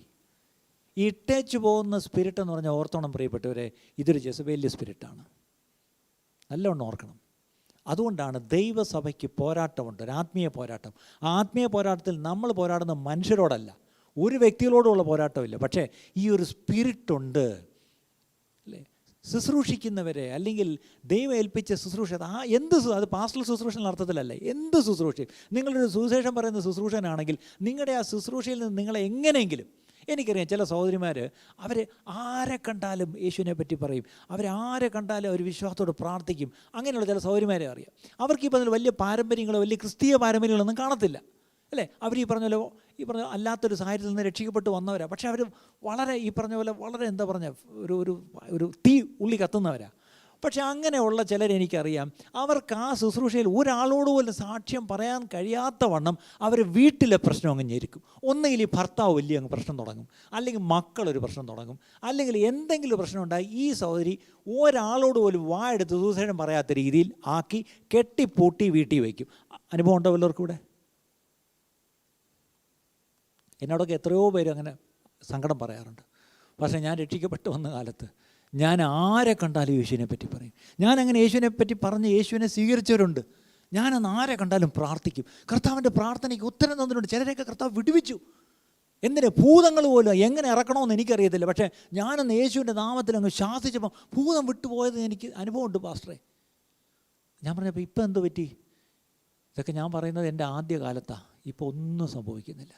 എന്നെ എൻ്റെ വീട്ടിൽ നിന്ന് ഇറങ്ങാൻ എൻ്റെ കെട്ടിയവൻ സമ്മതിക്കുന്നില്ല. എൻ്റെ മക്കളാണെങ്കിൽ തോന്നിവാസം നടന്ന് എനിക്ക് പുറത്തിറങ്ങി നടക്കാൻ വയ്യ. നാട്ടിൽ എനിക്ക് ഞങ്ങളുടെ വീടിനെ പറ്റി ഒരു പേരുമില്ല. എന്താണ് പ്രശ്നം? ആ ഭർത്താവല്ല പ്രശ്നം, ആ മക്കളുമല്ല പ്രശ്നം. എന്താണ് പ്രശ്നം? ഒരു സാത്താന്യ ശക്തി നിങ്ങൾക്ക് നേരെ പോരാടുന്നു. എത്ര പേരത് വിശ്വസിക്കുന്നു? എത്ര പേരത് വിശ്വസിക്കുന്നു?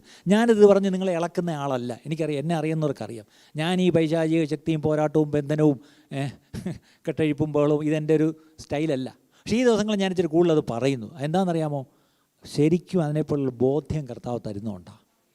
കാര്യം നമ്മൾ പലപ്പോഴും ഈ ബീറ്റിംഗ് അറൗണ്ട് ദ ബുഷ് എന്ന് പറയും, നമ്മളതിന് ചുറ്റും കിടന്ന് അടിച്ചിട്ട് കാര്യമില്ല. വി ഹാവ് ടു കൺഫ്രണ്ട് അല്ലേ. നമുക്കൊരു ശത്രു ഉണ്ട്, നമുക്കൊരു പോരാട്ടമുണ്ട്. ആ പോരാട്ടത്തിലാണ് നമ്മളായിരിക്കുന്നത് പ്രിയപ്പെട്ടവരെ.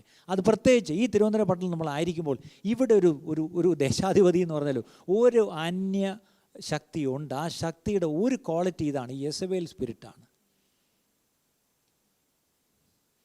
ഞാനത് പറയുന്നത് ശരിയാണെന്ന് അറിയത്തില്ല. 3-4 ദിവസം മുമ്പ് ഒരു രാജ്യത്ത് നിന്ന്, ഒരു വിദേശ രാജ്യത്ത്, പേര് ഞാൻ പറയുന്നില്ല, അത് സെക്യൂരിറ്റി റീസൺസ് ആണെന്ന് കൂട്ടിക്കോ, ഒരു രാജ്യത്ത് നിന്ന് ഒരു കൂട്ടർ എനിക്കൊരു മെസ്സേജ് അയച്ചു.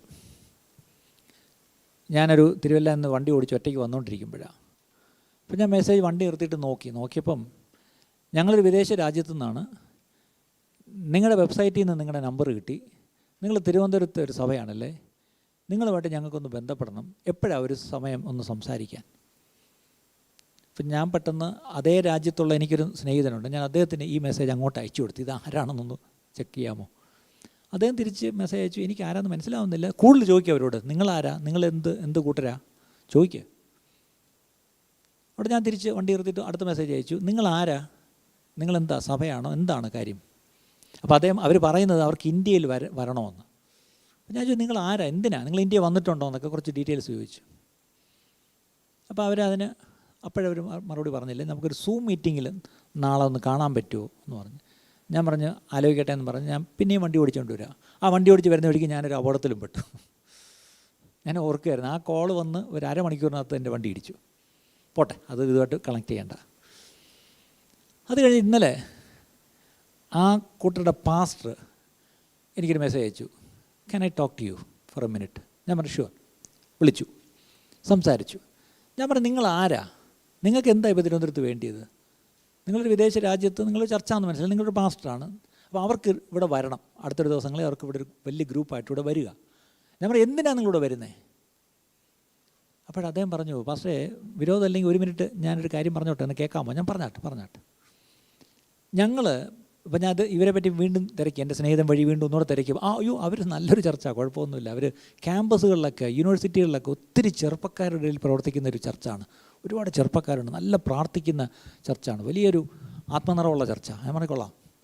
അപ്പോൾ ഈ പാസ്റ്റർ എന്നല്ല എന്നോട് പറയുക, ഞങ്ങൾ ഒരു ദിവസം ആത്മാവിൽ പ്രാർത്ഥിച്ചുകൊണ്ടിരുന്നപ്പോൾ പെട്ടെന്ന് ഞങ്ങളുടെ കൂട്ടത്തിലൊരു സഹോദരിക്ക് ഒരു പേര് ദൈവം കൊടുത്തു. ഒരു പേര്, അതൊരാളിൻ്റെ പേരാണോ സ്ഥലത്തിൻ്റെ പേരാണോ എന്നൊന്നും പിടിയില്ല. ആ സഹോദരി ആ പേര് ഉറക്കെ വിളിച്ച് പറയാൻ തുടങ്ങി. ദൈവം എനിക്കൊരു പേര് കാണിക്കുന്നു എന്ന് പറഞ്ഞ് ഇവരെന്തോ ഇങ്ങനെ പ്രൊണൗൺസ് ചെയ്യുന്നു. അപ്പോൾ കേൾക്കുന്നവർക്കൊന്നും ആ പേര് കേട്ടിട്ടുമില്ല, മനസ്സിലാവുന്നുമില്ല. അവരവസാനം പറഞ്ഞു, ഇത് ഞങ്ങൾക്ക് ഒരു പിടിയും കിട്ടുന്നില്ല, ഒരു കാര്യം ചെയ്യുമെന്ന് എഴുതാമോ? അവർ പെട്ടെന്ന് പേനയെടുത്ത് ഈ പേരെഴുതി.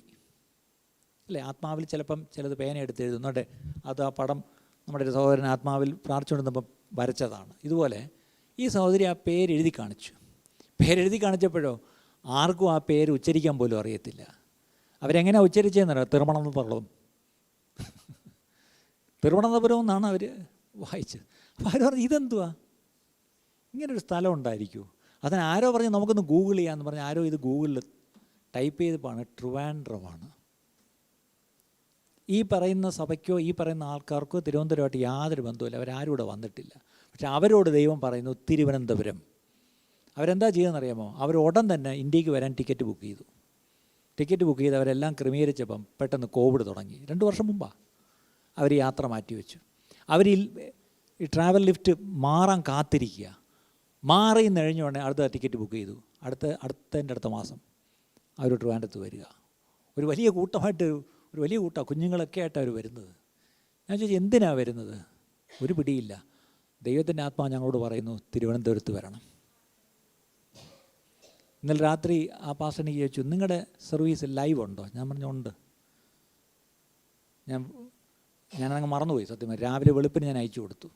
ഞാനത് അയക്കുമ്പോൾ അവരുടെ സമയം വെളുപ്പിന് പാരാത്രി കഴിഞ്ഞൊരു സമയമാണ്. രാജ്യം നിങ്ങൾ ഊഹിക്കുക, അതുകൊണ്ട് ഞാൻ സമയം പറയുന്നില്ല. രാവിലത്തെ സർവീസ് കഴിഞ്ഞ ഉടനെ ഞാൻ നോക്കിയപ്പം ആ പാസ്റ്ററിൻ്റെ മെസ്സേജ് നടക്കുന്നു. രാവിലത്തെ സർവീസ് ഞങ്ങൾ അറ്റൻഡ് ചെയ്തു. ദൈവം ഞങ്ങളോട് സംസാരിക്കുന്നതന്നെ നിങ്ങളോട് സംസാരിക്കുന്നു. സ്തോത്രം. ഞാൻ എൻ്റെ മെമ്പേഴ്സിന് മുഴുവൻ ഇത് അയച്ചു കൊടുക്കാൻ പോവാ. അവരെല്ലാവരും ഇപ്പോൾ എഴുന്ന് നിങ്ങളുടെ സർവീസ് കാണാൻ പോവാന്ന്. നമ്മൾ ഇവിടെ ഒരു മൂലയ്ക്ക് ഇരിക്കുന്നു, വേറൊരു രാജ്യത്ത് എവിടെ ഒരു മൂലയ്ക്ക് കുറേ പേരിരിക്കുന്നു. അവരോട് നമ്മോട് ദൈവം ഒരേ കാര്യം സംസാരിക്കുന്നു. ദൈവം അവിടെ ഒന്നും ഇവിടെ ഒന്നും പറയത്തില്ല പ്രിയപ്പെട്ടവരെ. ദൈവം ഒരേ കാര്യമാണ് പറയുന്നത്. അതിൻ്റെ അർത്ഥം ദൈവത്തിന് തിരുവനന്തപുരത്ത് എന്തോ ചെയ്യാനുണ്ട്. God has to do something in Trivandrum. God has to do something in Trivandrum. നിങ്ങൾ എത്ര പേര് വിശ്വസിക്കുന്നു?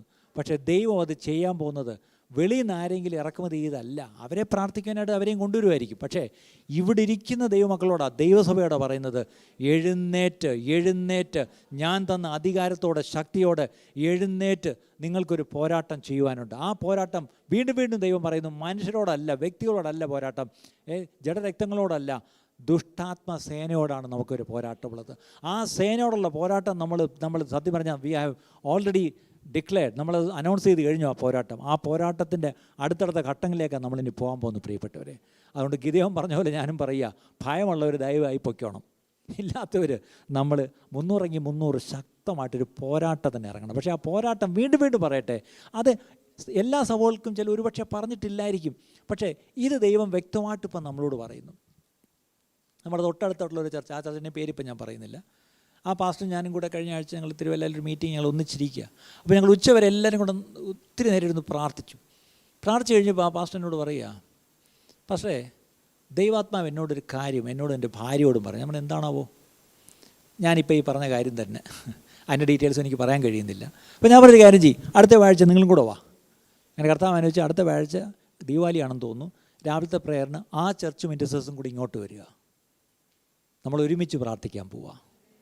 How many of you believe God is bringing similar churches who has the same vision and the passion and the burden and the calling of God upon a specific situation? അല്ലേ, ഒരു പ്രത്യേക സാഹചര്യത്തിൽ ദൈവം എല്ലാവരെയും കൂടെ എല്ലാ ചർച്ചകളെ ഒന്നിപ്പിച്ചുകൊണ്ടൊന്ന് പ്രാർത്ഥിക്കുമെന്ന് ഞാൻ അതിനൊക്കെ ഒത്തിരി ശ്രമം നടത്തിയിട്ടുണ്ട്. പണ്ട് അറിയാലോ, 2008 തിരുവനന്തപുരത്തുള്ള എല്ലാ ചർച്ചകളെയും കുട്ടി പുത്തിരിക്കണ്ടത്ത് വലിയൊരു ഗ്ലോബൽ ഡേ ഓഫ് പ്രെയർ നടത്തിയതാണ്. നിങ്ങൾ ഓർക്കുന്നുണ്ടല്ലോ അല്ലേ? അന്ന് സെമിനറി ഹാൾ വാടകയ്ക്കെടുത്ത്, യൂണിവേഴ്സിറ്റി സെമിനറി ഹാൾ വാടകയ്ക്കെടുത്ത്, senate hall, university senate hall വാടകയ്ക്കെടുത്ത് എല്ലാ ചർച്ചുകളെയും അവിടെ ഒരുമിച്ച് കൂട്ടി 2000 പേര് ഒരുമിച്ച് കൂടി നമ്മളൊരു സഭായോഗം നടത്തി, തിരുവത്താഴം നടത്തി. ഓർമ്മയുണ്ട്, എല്ലാ പാസ്റ്റേഴ്സും നിരന്ന് നിന്ന് തിരുവത്താഴം നടത്തി.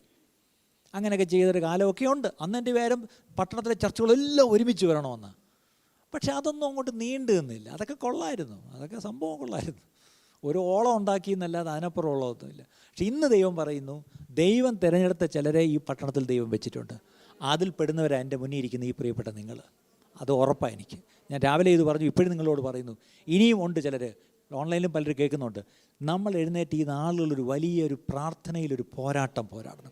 ആ പോരാട്ടത്തിൻ്റെ ഉത്തരമായിട്ട് കർത്താവ് പറഞ്ഞു, നിങ്ങൾ എഴുന്നേറ്റ് പ്രാർത്ഥിക്കുമ്പോൾ, നിങ്ങളുടെ കയ്യിൽ ഞാൻ തന്ന അധികാരവും നിങ്ങൾക്ക് തന്ന ശക്തിയോടെ നിങ്ങൾ എഴുന്നേറ്റ് പ്രാർത്ഥിക്കുമ്പോൾ ഈ പട്ടണത്തിൻ്റെ മേലുള്ള ആകാശം അങ്ങ് ക്ലിയർ ആവുമെന്നാണ് കർത്താവ് പറഞ്ഞിരിക്കുന്നത്. പക്ഷേ ആ സ്കൈ ക്ലിയർ ആകുമ്പോൾ ഒരു കാര്യം എന്തോ സംഭവിക്കുന്നത് അറിയാമോ?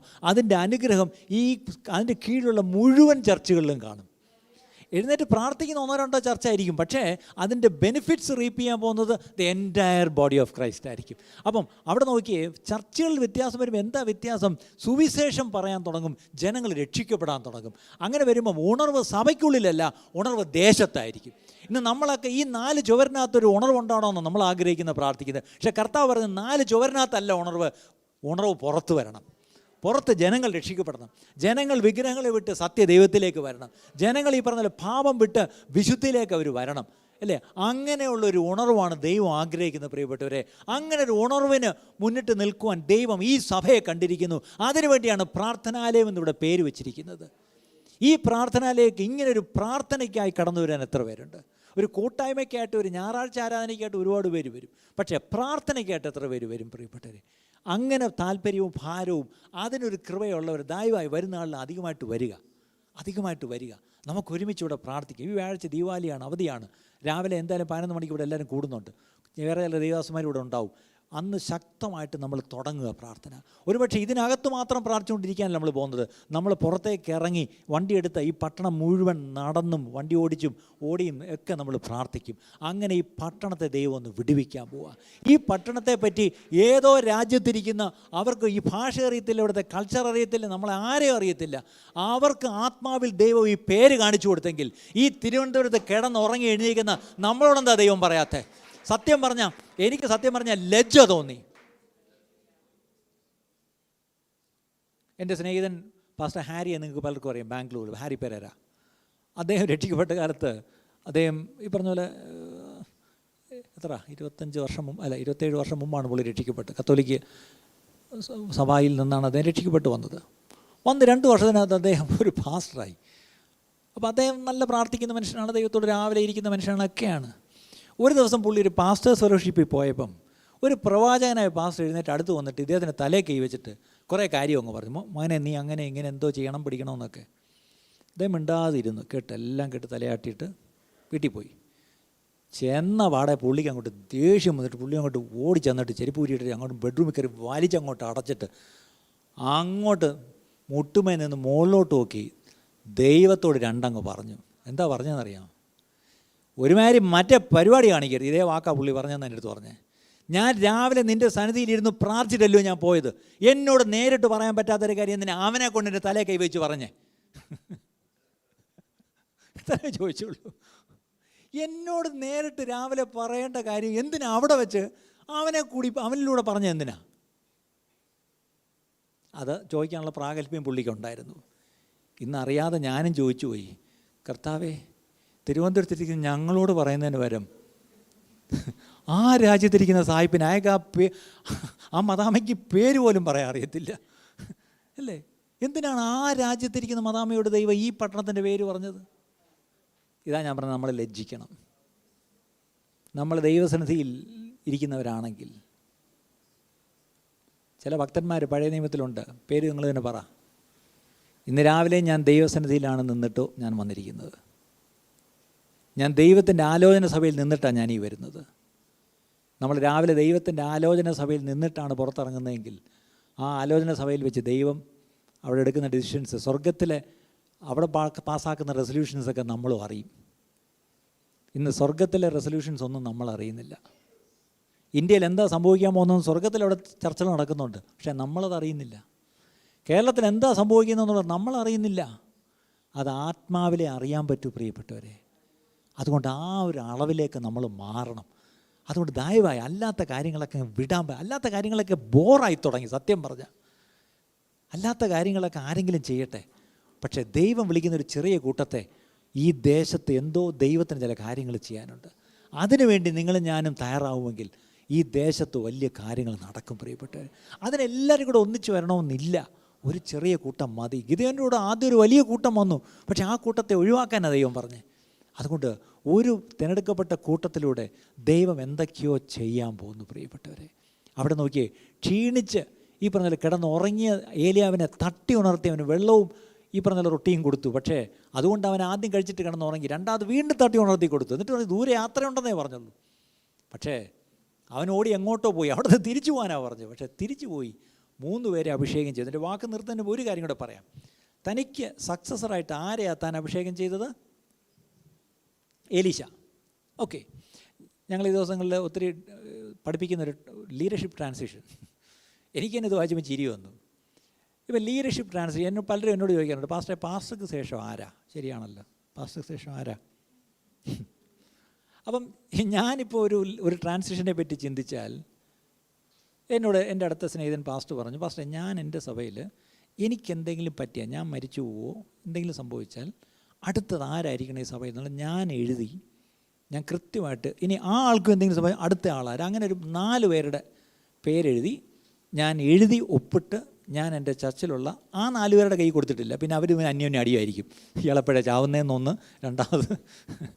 അതുകൊണ്ട് പുള്ളി ആ ചർച്ചിലുള്ള എൽഡേഴ്സായിട്ട് 2-3 പേരുടെ കയ്യിലും ചർച്ചിന് പുറത്തുള്ള 1-2 പേരുടെ കയ്യിലും കൊടുത്തിട്ടുണ്ട്. എന്തെങ്കിലും എനിക്ക് സംഭവിച്ചാൽ അങ്ങനെ ആയിരിക്കണം. അപ്പം ഞാനും ആലോചിച്ച് കൊള്ളാമല്ലോ, നല്ല കാര്യം, ദാറ്റ്സ് എ ഗുഡ് തിങ് എന്ന് തോന്നി. പക്ഷേ ഇവിടെ ഇൻട്രസ്റ്റിംഗ്ലി ഏലിയാവ് പോയി അഭിഷേകം ചെയ്ത് സക്സസറാക്കിയത് ആരെയാ? അന്ന് ഏലിയാവിനെ കൂടാതെ 7000 പേരുണ്ടെന്ന് ദൈവം തന്നെ പറഞ്ഞു. ഇനി അവിടെ 4 സ്ഥലങ്ങളിൽ ഈ എടുക്കപ്പെടുന്നതിന് മുമ്പായിട്ട് പുള്ളി പോയ 3 സ്ഥലങ്ങളുടെ പേരുണ്ട്, അറിയല്ലേ? ഹെബ്രോൺ, യോർദാൻ, ഇങ്ങനെ പറഞ്ഞ സ്ഥലം. അപ്പോൾ അവിടെയൊക്കെ ആരുണ്ടായിരുന്നെന്ന് എഴുതിയിരിക്കുന്ന പ്രവാചക ശിഷ്യന്മാരെന്നാണ് മലയാളത്തിൽ കിടക്കുന്നത്. പക്ഷേ ഇംഗ്ലീഷിൽ സ്കൂൾ ഓഫ് പ്രോഫറ്റ്സ് എന്നാണ്. അപ്പോൾ അതിൻ്റെ അടുത്ത് അവിടെയൊക്കെ ഓരോ സ്കൂൾ ഓഫ് പ്രോഫറ്റ്സ് ഉണ്ടായിരുന്നു. അപ്പോൾ അതിൻ്റെ അടുത്ത് അവിടെയൊക്കെ കുറേ പേരിങ്ങനെ ട്രെയിനീസായിട്ടുണ്ടായിരുന്നു, അല്ലേ? അപ്പോൾ ഇദ്ദേഹത്തിൻ്റെ കൂടെ നടന്ന ആരെങ്കിലും അല്ലേ ആക്കേണ്ടിയത്? നമുക്കറിയാം, മോശയുടെ കൂടെ നടന്ന് യോശുവയെ ആക്കി. പൗലോസിൻ്റെ കൂടെ നടന്നതാണ് സത്യം പറഞ്ഞാൽ നോക്കുകയാണെങ്കിൽ പറയാം, ഈ പറഞ്ഞ തിമോത്തിയോസും അല്ലെ ഈ പറഞ്ഞ സിൽവാനോസും അനന്യാസും ഒക്കെ ഉണ്ടായിരുന്നു. പക്ഷേ ഇവിടെ ഇൻട്രസ്റ്റിംഗ്ലി ഏലിയാവ് പോയി അഭിഷേകം ചെയ്യുന്ന ആരെയാ? അദ്ദേഹത്തിൻ്റെ താഴോട്ട് വായിച്ച് എവിടാ ഇവരെയൊക്കെ അഭിഷേകം ചെയ്യണമെന്ന് പറഞ്ഞപ്പം ഇദ്ദേഹം തപ്പിപ്പോവുക. ആരെയാണ്? അടുത്ത വാക്യം, അടുത്ത ഇദ്ദേഹത്തെ തപ്പി, ഈ ഏലീശ തപ്പിച്ചെന്നപ്പോൾ എവിടെ വെച്ചാൽ പുള്ളിയെ കണ്ടതെന്നല്ല. പുള്ളി ഇങ്ങനെ മുട്ടുമേൽ നിന്ന് കരങ്ങളെ മുകളിലോട്ട് ഉയർത്തി സ്തോത്രം എന്ന് പറഞ്ഞ് നിൽക്കുന്നൊരു ഏലിയാവിനെയല്ല കണ്ടത്. എന്താണ്? അവിടെ നിന്ന് പുറപ്പെട്ട് സാഫാത്തിൻ്റെ മകനായ ഏലീശയെ കണ്ടെത്തി. കണ്ടോ? അല്ല നിനക്ക് എതിർപ്പെട്ട് വരുമെന്നല്ല, കണ്ടെത്തണം. അവൻ 12 ഏർ കാള പൂട്ടി ഒഴിവിച്ചു കൊണ്ടിരുന്നു. 12ാമത്തേതിനോടുകൂടെ താൻ തന്നെയായിരുന്നു. പുള്ളി ടീം ലീഡറായിരുന്നു കേട്ടോ. 12 കാള, 12 ടീം അല്ലേ, 12 ജോഡി കാളകൾ ഉഴുതുകൊണ്ടിരിക്കുക. അതിനകത്ത് ഒരു ജോഡി ആരാണ് ഉഴുന്നത്? പുള്ളി. അപ്പോൾ ചുരുക്കി പറഞ്ഞാൽ പുള്ളിയാണ് ടീം ലീഡർ. ഈ IT കാർക്കൊക്കെ അറിയാം ടീം ലീഡർ എന്നൊക്കെ പറഞ്ഞാൽ. ടീം ലീഡറായിട്ട് ഇരുന്നോ കേട്ടോ, പുതപ്പ് ഒന്ന് വീഴുന്ന എപ്പോഴാണെന്ന് അറിയത്തില്ല. ഓക്കെ, ഏലിയാവ് അവൻ്റെ അരികെ ചെന്ന് തൻ്റെ പുതപ്പ് അവൻ്റെ മേൽ ഇട്ടു. ഏലിയാവ് ഈ ചെയ്തുകൊണ്ടിരിക്കുന്ന കാര്യവും ഏലീശ ഇപ്പോൾ ഈ വയലിൽ ചെയ്തുകൊണ്ടിരിക്കുന്ന കാര്യവും ഒരു ബന്ധവുമില്ല. He is actually ministering in the spiritual realm, whereas Elisha is actually plowing a field. അല്ലേ? രണ്ട് കാര്യമാണ്. ഇന്നത്തെ ബാക്കി പറഞ്ഞാൽ അതൊരു മാർക്കറ്റ് പ്ലേസ് ആണ്, ഇതൊരു സ്പിരിച്വൽ മിനിസ്ട്രിയാണ്. പക്ഷെ ദൈവം പറയുന്നു, ഏലിയാവേ നീ നിൻ്റെ സ്പിരിച്വൽ സക്സസറായിട്ട് ഇതിനകത്ത് നിൽക്കുന്നവരായിരിക്കത്തില്ല. നീ ഒട്ടും പ്രതീക്ഷിക്കാത്ത ചിലർ മാർക്കറ്റ് പ്ലേസിലുണ്ട്. പക്ഷെ അവർക്കൊരു ഗുണമുണ്ട്. എന്താണെന്നറിയാമോ? അവർ ചെയ്യുന്ന കാര്യത്തിൽ അവർ ഫെയ്ത്ത്ഫുള്ളാണ്. അവർ ഉഴപ്പന്മാരെ. എനിക്കറിയാം, ദൈവവേലയ്ക്ക് വിളിയുണ്ടെന്ന് പറഞ്ഞുകൊണ്ട് ജോലി രാജിവെച്ച് വീട്ടിൽ കിടന്ന് ഉറങ്ങുന്ന ഒത്തിരി ആണെന്ന് എനിക്കറിയാം. ചിലരൊക്കെ പറയാനുണ്ട്, ഗൾഫിൽ നിന്ന് ഞങ്ങൾ ദൈവവേലയ്ക്ക് ദർശനം ഉണ്ടായിട്ട് എന്ന് വന്നിട്ട് ഒന്നും ചെയ്യാതിരിക്കുന്ന എത്രയോ പേരെ എനിക്കറിയാം. ഞാൻ ആരെയും കുറ്റം പറയല്ല പ്രിയപ്പെട്ടവരെ. നിങ്ങൾ ചെയ്യുന്ന ജോലിയിൽ വിശ്വസ്തരായിരിക്കുക. നിങ്ങളുടെ ബിസിനസ്സുകാരനാണോ, വിശ്വസ്തനായിട്ട് ബിസിനസ് ചെയ്യും. നിങ്ങളൊരു ഓട്ടോറിക്ഷ ഓടിക്കുന്ന, വിശ്വസ്തമായിട്ട് ഓട്ടോറിക്ഷ ഓടിക്കുക. നിങ്ങളൊരു സർക്കാർ ജോലിക്കാരനാണോ, വിശ്വസ്തനായിട്ട് ആ ജോലി ചെയ്യും. നിങ്ങൾ ചെയ്യുന്ന ജോലി വിശ്വസ്തരായിരിക്കുക. ദൈവത്തിൻ്റെ സമയത്ത് നിങ്ങളുടെ തലയിൽ ദൈവത്തിൻ്റെ അഭിഷേകത്തിൻ്റെ പുതപ്പ് ഒന്ന് വീഴും. ദിനകരൻ SBIയിലൊരു മാനേജറായിരുന്നു. അദ്ദേഹം ആ ജോലിയോടൊപ്പം എത്രയോ വർഷം ജീസസ് കോൾസ് എന്ന മിനിസ്റ്റർ ചെയ്തു. പക്ഷേ ഒരു ദിവസം അദ്ദേഹം എന്ത് ചെയ്തു, റിട്ടയർ ചെയ്തു. ബ്രദർ സാക്പുനൻ നമുക്കറിയാം. ഈ പറഞ്ഞല്ലോ ബ്രദർ R. സ്റ്റാൻലി. ഇന്ന് കർത്താവ് ശക്തമായിട്ടെടുത്ത് ഉപയോഗിച്ചിട്ടുള്ളവർ, ഉപയോഗിച്ചുകൊണ്ടിരിക്കുന്നവരെടുത്ത് നോക്കിയാൽ അറിയാം, അവരാരും ഈ ബൈബിൾ കോളേജ് പഠിച്ച് ഇങ്ങോട്ട് ഇറങ്ങിയതല്ല. അവരാരും ഒരു പാസ്റ്ററിൻ്റെ കീഴിൽ ചെന്ന് അസിസ്റ്റൻ്റായിട്ട് നിന്നതുപോലുമല്ല. ചിലപ്പം അവരവരുടെ ജോലിയിൽ അവർ വിശ്വസ്തരായിരുന്നു. ഒരു ദിവസം അവരോട് എന്ത് ചെയ്തു, ഇറങ്ങാൻ പറഞ്ഞു. PG വർഗീസ് പട്ടാളക്കാരനായിരുന്നു. പക്ഷേ ഒരു ദിവസം പറഞ്ഞു, ഇറങ്ങാൻ പറഞ്ഞു. അദ്ദേഹം ഇറങ്ങി. ഇതുപോലെ നിങ്ങളായിരിക്കുന്ന ജോലിയിൽ വിശ്വസ്തരായിരിക്കും പ്രിയപ്പെട്ടവരെ. നിങ്ങളായിരിക്കുന്നിടത്ത് വിശ്വസ്തരായിരിക്കുക. കർത്താവിൻ്റെ സമയത്ത് കർത്താവിൻ്റെ അഭിഷേകത്തിൻ്റെ പുതപ്പല്ല, ശുശ്രൂഷയുടെ പുതപ്പ് അല്ലേ? ദൈവം നിങ്ങളെ ശുശ്രൂഷയ്ക്കായിട്ട് വേർതിരിക്കുന്നെങ്കിൽ ആ പുതപ്പ് നിങ്ങളുടെ മേൽ വന്ന് വീഴും. ഞങ്ങൾ വീട്ടിൽ കിടന്ന് ഉറങ്ങുമ്പോഴല്ല പുതപ്പ് വരുന്നത്. നിങ്ങൾ ചെയ്യുന്ന ജോലി വിശ്വസ്തയോട് ആ വയലിൽ തന്നെ ആയിരിക്കുമ്പോഴാണ് പുതപ്പ് വന്ന് വീണത്.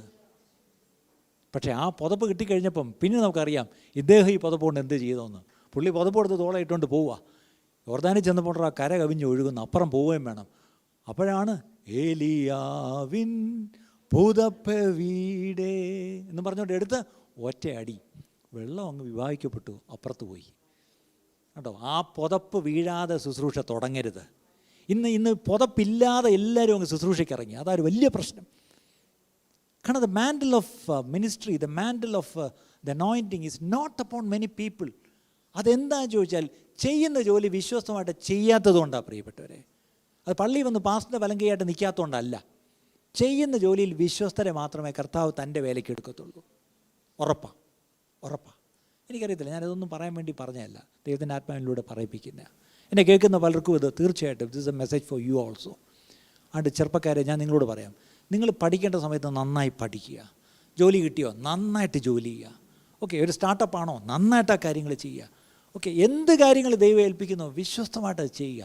ദൈവത്തിൻ്റെ പുതപ്പ് എപ്പം വരുമോ. പക്ഷേ പുതപ്പ് വന്നാലുണ്ടല്ലോ, പിന്നെ പുതപ്പ് വന്നപ്പോൾ പുള്ളി എന്ത് ചെയ്യുന്നതിരിക്കെ പുതപ്പ് ഇട്ട ഉടനെ അടുത്ത വാക്യം, 20-ാം വാക്യം, അവൻ കാളയെ വിട്ട് ഏലിയാവിൻ്റെ പിന്നാലെ ഓടി.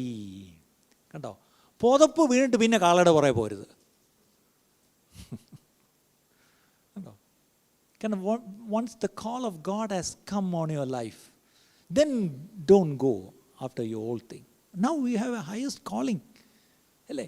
ആ പുതപ്പ് വീണപ്പം ഏലിയാവിൻ്റെ പിന്നെ ഓടി. പക്ഷെ പിന്നാലെ ഓടി എന്തിനാണെന്നറിയാമോ? ഒറ്റ റിക്വസ്റ്റേ ഉള്ളൂ. അത് വളരെ, എന്നെ സംബന്ധിച്ചോളം വളരെ റീസണബിൾ റിക്വസ്റ്റാണ് പുള്ളി പറഞ്ഞത്. ഞാൻ ഒരു കാര്യം, for the last time can I just go and kiss my parents. എൻ്റെ അപ്പനെയും അമ്മയും ചുംബിച്ചിട്ട് വന്നോട്ടെ, ഞാൻ പുറകെ വരാം. ഞാൻ വിട്ടു. പക്ഷെ ഒരു ഒരു ഒരു ഒരു ഒരു ഒരു അനുവാദം തന്നെ. എന്താണ്? Can I just go and bit good bye. ഒരു ഗുഡ് ബൈ പറഞ്ഞിട്ട് വരട്ടെ. അത് ന്യായമല്ലേ പ്രിയപ്പെട്ടവരെ?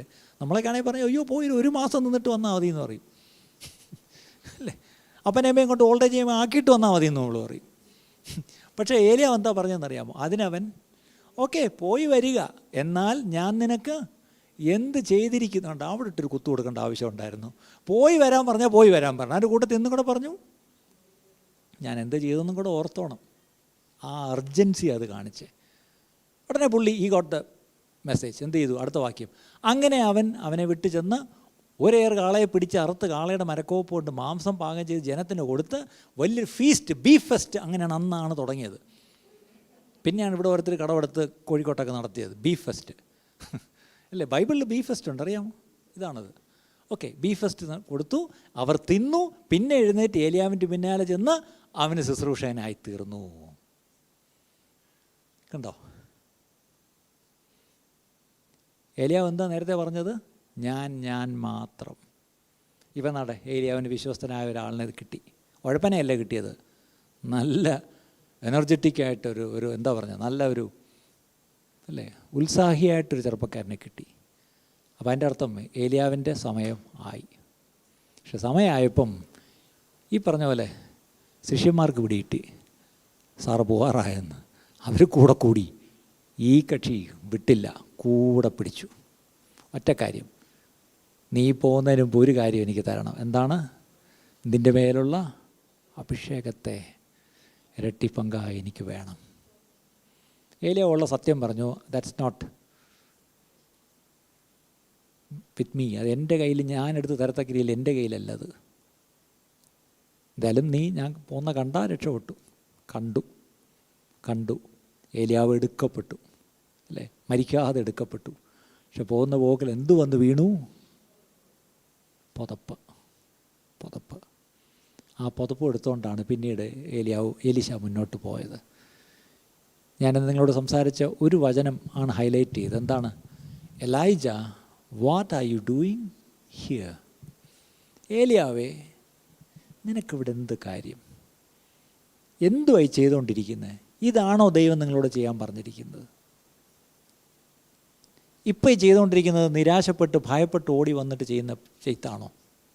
ചിലപ്പോഴെങ്കിലും നിരാശപ്പെട്ട് ഗുഹയിലും മരുഭൂമിയിലോട്ടൊക്കെ ഓടിപ്പോയി ചത്താ മതി എന്നൊക്കെ പറഞ്ഞ് കിടക്കുമ്പോഴും ദൈവത്തിൻ്റെ സ്നേഹം നമ്മളെ തേടി വരും. ഇന്ന് എൻ്റെ വാക്ക് ഞാനിവിടെ നിർത്തുക പ്രിയപ്പെട്ടവരെ. I am sure the Lord is speaking to many. രാവിലത്തെ സർവീസ് കഴിഞ്ഞപ്പോഴും എനിക്ക് ഒരുപാട് മെസ്സേജ് വന്നു. ദൈവം വ്യക്തമായിട്ട് ഞങ്ങളോട് സംസാരിച്ചു. ഇപ്പോഴും ഞാൻ വിശ്വസിക്കുന്നു ഇത് പാസ്റ്റർ സാമല്ല സംസാരിക്കുന്നത്. പ്രിയപ്പെട്ട, നമ്മൾ ഈ വായിച്ച വേദഭാഗം ബൈബിളിൽ നിന്നൊരു പഴയ ഒരു ഭക്തൻ്റെ അനുഭവമാണെങ്കിൽ, പുതിയ നിയമത്തിലെ ഭക്തൻ അതെടുത്ത് എഴുതിയിരിക്കുന്നത് എന്താണെന്നറിയാമോ? ഏലിയാവ് നമുക്ക് സമസ്വഭാവമുള്ള മനുഷ്യൻ. Elijah was just a man like us. ഏലിയാവിന് ഡിപ്രഷൻ വരാമെങ്കിൽ നമുക്കും വരാം. ഏലിയാവ് ഭയപ്പെട്ടെങ്കിൽ നാം ഭയപ്പെടും. ഏലിയാവ് വിട്ടേച്ച് ഓടിപ്പോയെങ്കിൽ നമ്മൾ വിട്ടേച്ച് ഓടിപ്പോവും.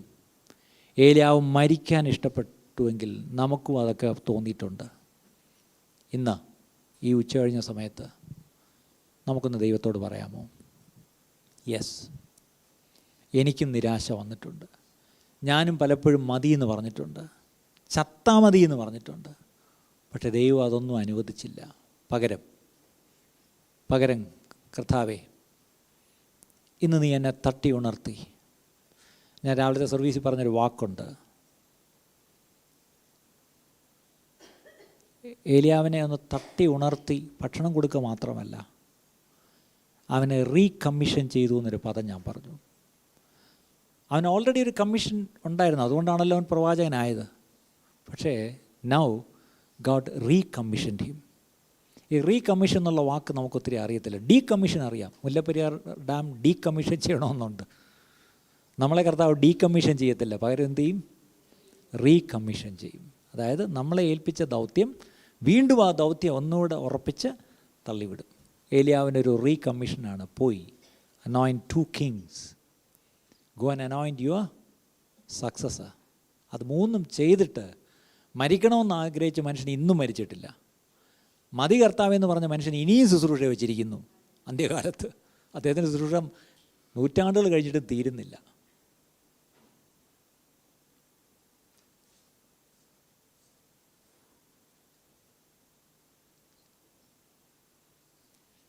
ചൂരച്ചെടിയിൻ കീഴിലും നിൻ സാന്നിധ്യം. ഇന്നും ചൂരച്ചെടിയുടെ കീഴിൽ വന്ന് മരിക്കാൻ ആഗ്രഹിച്ച് ക്ഷീണിച്ച് തളർന്നു കിടക്കുന്ന ആരെങ്കിലും ഉണ്ടോ? ഞങ്ങളെ കേൾക്കുന്ന ആരെങ്കിലും ക്ഷീണിച്ച് ചൂരച്ചെടിയുടെ കീഴിൽ കിടക്കുന്നുണ്ടോ? ഇന്ന് ദൈവം തന്ന എൻ്റെ ദൂതനെ അയച്ച് ആ അപ്പവും വെള്ളവും എത്തിക്കുക. അവിടെ ഒരു വാക്ക് ശ്രദ്ധിക്കണം. ദൂതൻ വന്ന് തട്ടി. I am sure that touch even will be A gentle touch. പതുക്കെ തട്ടി ഉണർത്തുക. ഇന്ന് ദൈവം നമ്മളെ ഒന്ന് തട്ടി ഉണർത്തുക. മകനെ, മകളെ, നീ ഇങ്ങനെ ക്ഷീണിച്ചിരിക്കണ്ട. നീ ഇങ്ങനെ ഭയപ്പെട്ട് കിടന്ന് ഓടണ്ട. നിനക്കൊരു ശുശ്രൂഷയുണ്ട്. നീ ഒരു കാലത്ത് നല്ല ശുശ്രൂഷയൊക്കെ ചെയ്തു, തീയൊക്കെ ഇറക്കി. നീ അതും പറഞ്ഞുകൊണ്ട് ഇനി ഇരിക്കണ്ട. അത് ആ സമയത്ത്. ഇനി ചിലപ്പോൾ നീ തീ ഇറക്കത്തില്ല, നീ തീയിലങ്ങ് കയറിപ്പോവും ചിലപ്പോൾ മേളിലോട്ട്. പക്ഷേ ഇനി ഒരു ന്യായവും പറയണ്ട. നമുക്ക് ദൈവത്തോട് പറയാമോ? നമ്മൾ ആദ്യം എന്താ പാടിയത്? യേശുവൻ പക്ഷമായി തീർന്നതിനാൽ. വീണ്ടും നമ്മൾ നിർത്തുന്നതിന് മുമ്പ് ഒന്നുകൂടെ പാടാം. നീയൻ സ്വന്തം, നീയൻ പക്ഷം, നീറും വേളകളിൽ, ആഴിയിൻ ആഴങ്ങളിൽ ആനന്ദം നീ എനിക്ക്. ചൂരച്ചെടിയുടെ കീഴിൽ ചെന്ന് ഞാൻ ക്ഷീണിച്ച് തളർന്നു കിടന്നാലും അങ്ങയുടെ സാന്നിധ്യം അരുളുന്ന നാഥനെ, നീയാണെൻ്റെ സ്വന്തം, നീയാണെൻ്റെ പക്ഷം. എൻ്റെ പക്ഷം നീയേ ഉള്ളൂ, എനിക്ക് നീയേ ഉള്ളൂ എന്നായി പറയുന്നത്.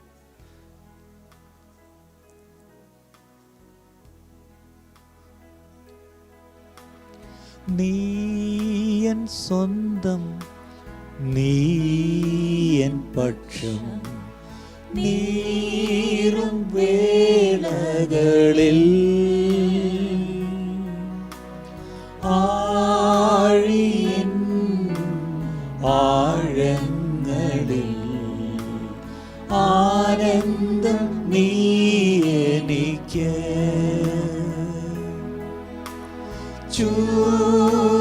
ചൂരച്ചെടിയിൻ കീഴിലും നിൻ സാന്നിധ്യം അരുളും നാഥനേ, നീ എൻ സ്വന്തം, നീ എൻ പക്ഷം, നീറും വേളകളിൽ,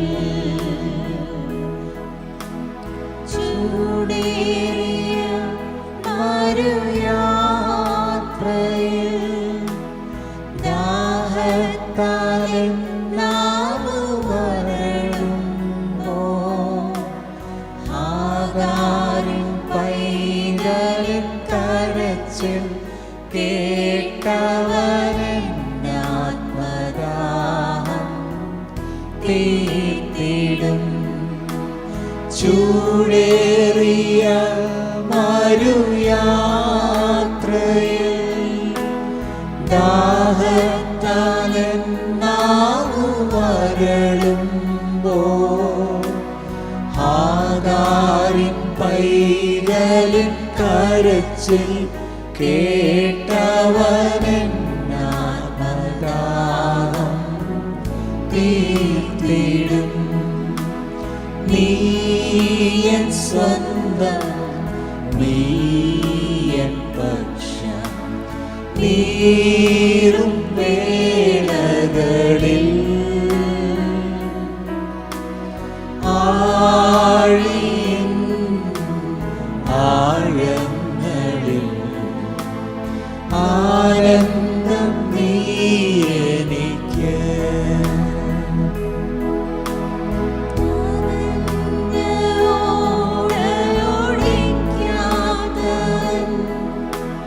പുകയുന്ന തിരികെടുത്താത്തവൻ, വിലാപങ്ങളിൽ നൃത്തമാകുന്നവൻ, വിടുതലിൻ ദൈവം എൻ യേശു. ചതഞ്ഞ ഓടയോടിക്കാത്തവൻ, പുകയുന്ന തിരികെടുത്താത്തവൻ, വിലാപങ്ങളിൽ നൃത്തമാക്കുന്നവൻ, വിടുതലിൻ ദൈവം എൻ യേശു. നീയൻ സ്വന്തം, നീയൻ പക്ഷം, നീറും വേളകളിൽ, ആഴിയിൻ ആഴങ്ങളിൽ ആനന്ദം നീ എനിക്ക്.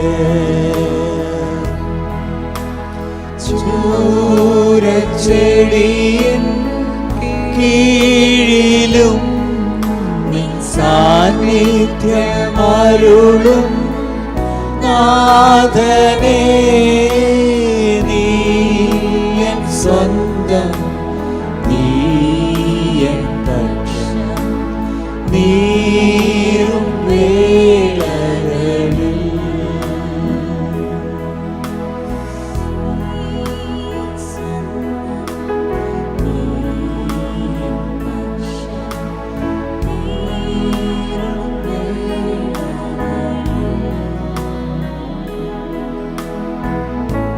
ദൈവത്തോട് പറയാം, കർത്താവേ, നീറുന്ന വേളകളിൽ, ചൂടേറിയ മരുഭൂമിയുടെ അവസ്ഥയിൽ, എൻ്റെ അടുത്ത് ആരുമില്ലാതെ എല്ലാവരാലും തള്ളപ്പെട്ട് ഞാൻ ഒറ്റപ്പെട്ട് കർത്താവെ ഞാൻ ആയിരിക്കുമ്പോഴും, ഞാൻ ക്ഷീണിച്ച് തളർന്ന് മതി എന്ന് പറഞ്ഞ് മരിക്കാനിച്ച് കിടക്കുമ്പോഴും ആരും എന്നെ തേടി വരാനില്ലായിരുന്നു. ആരും എന്നെ തേടി വരാനില്ലായിരുന്നു.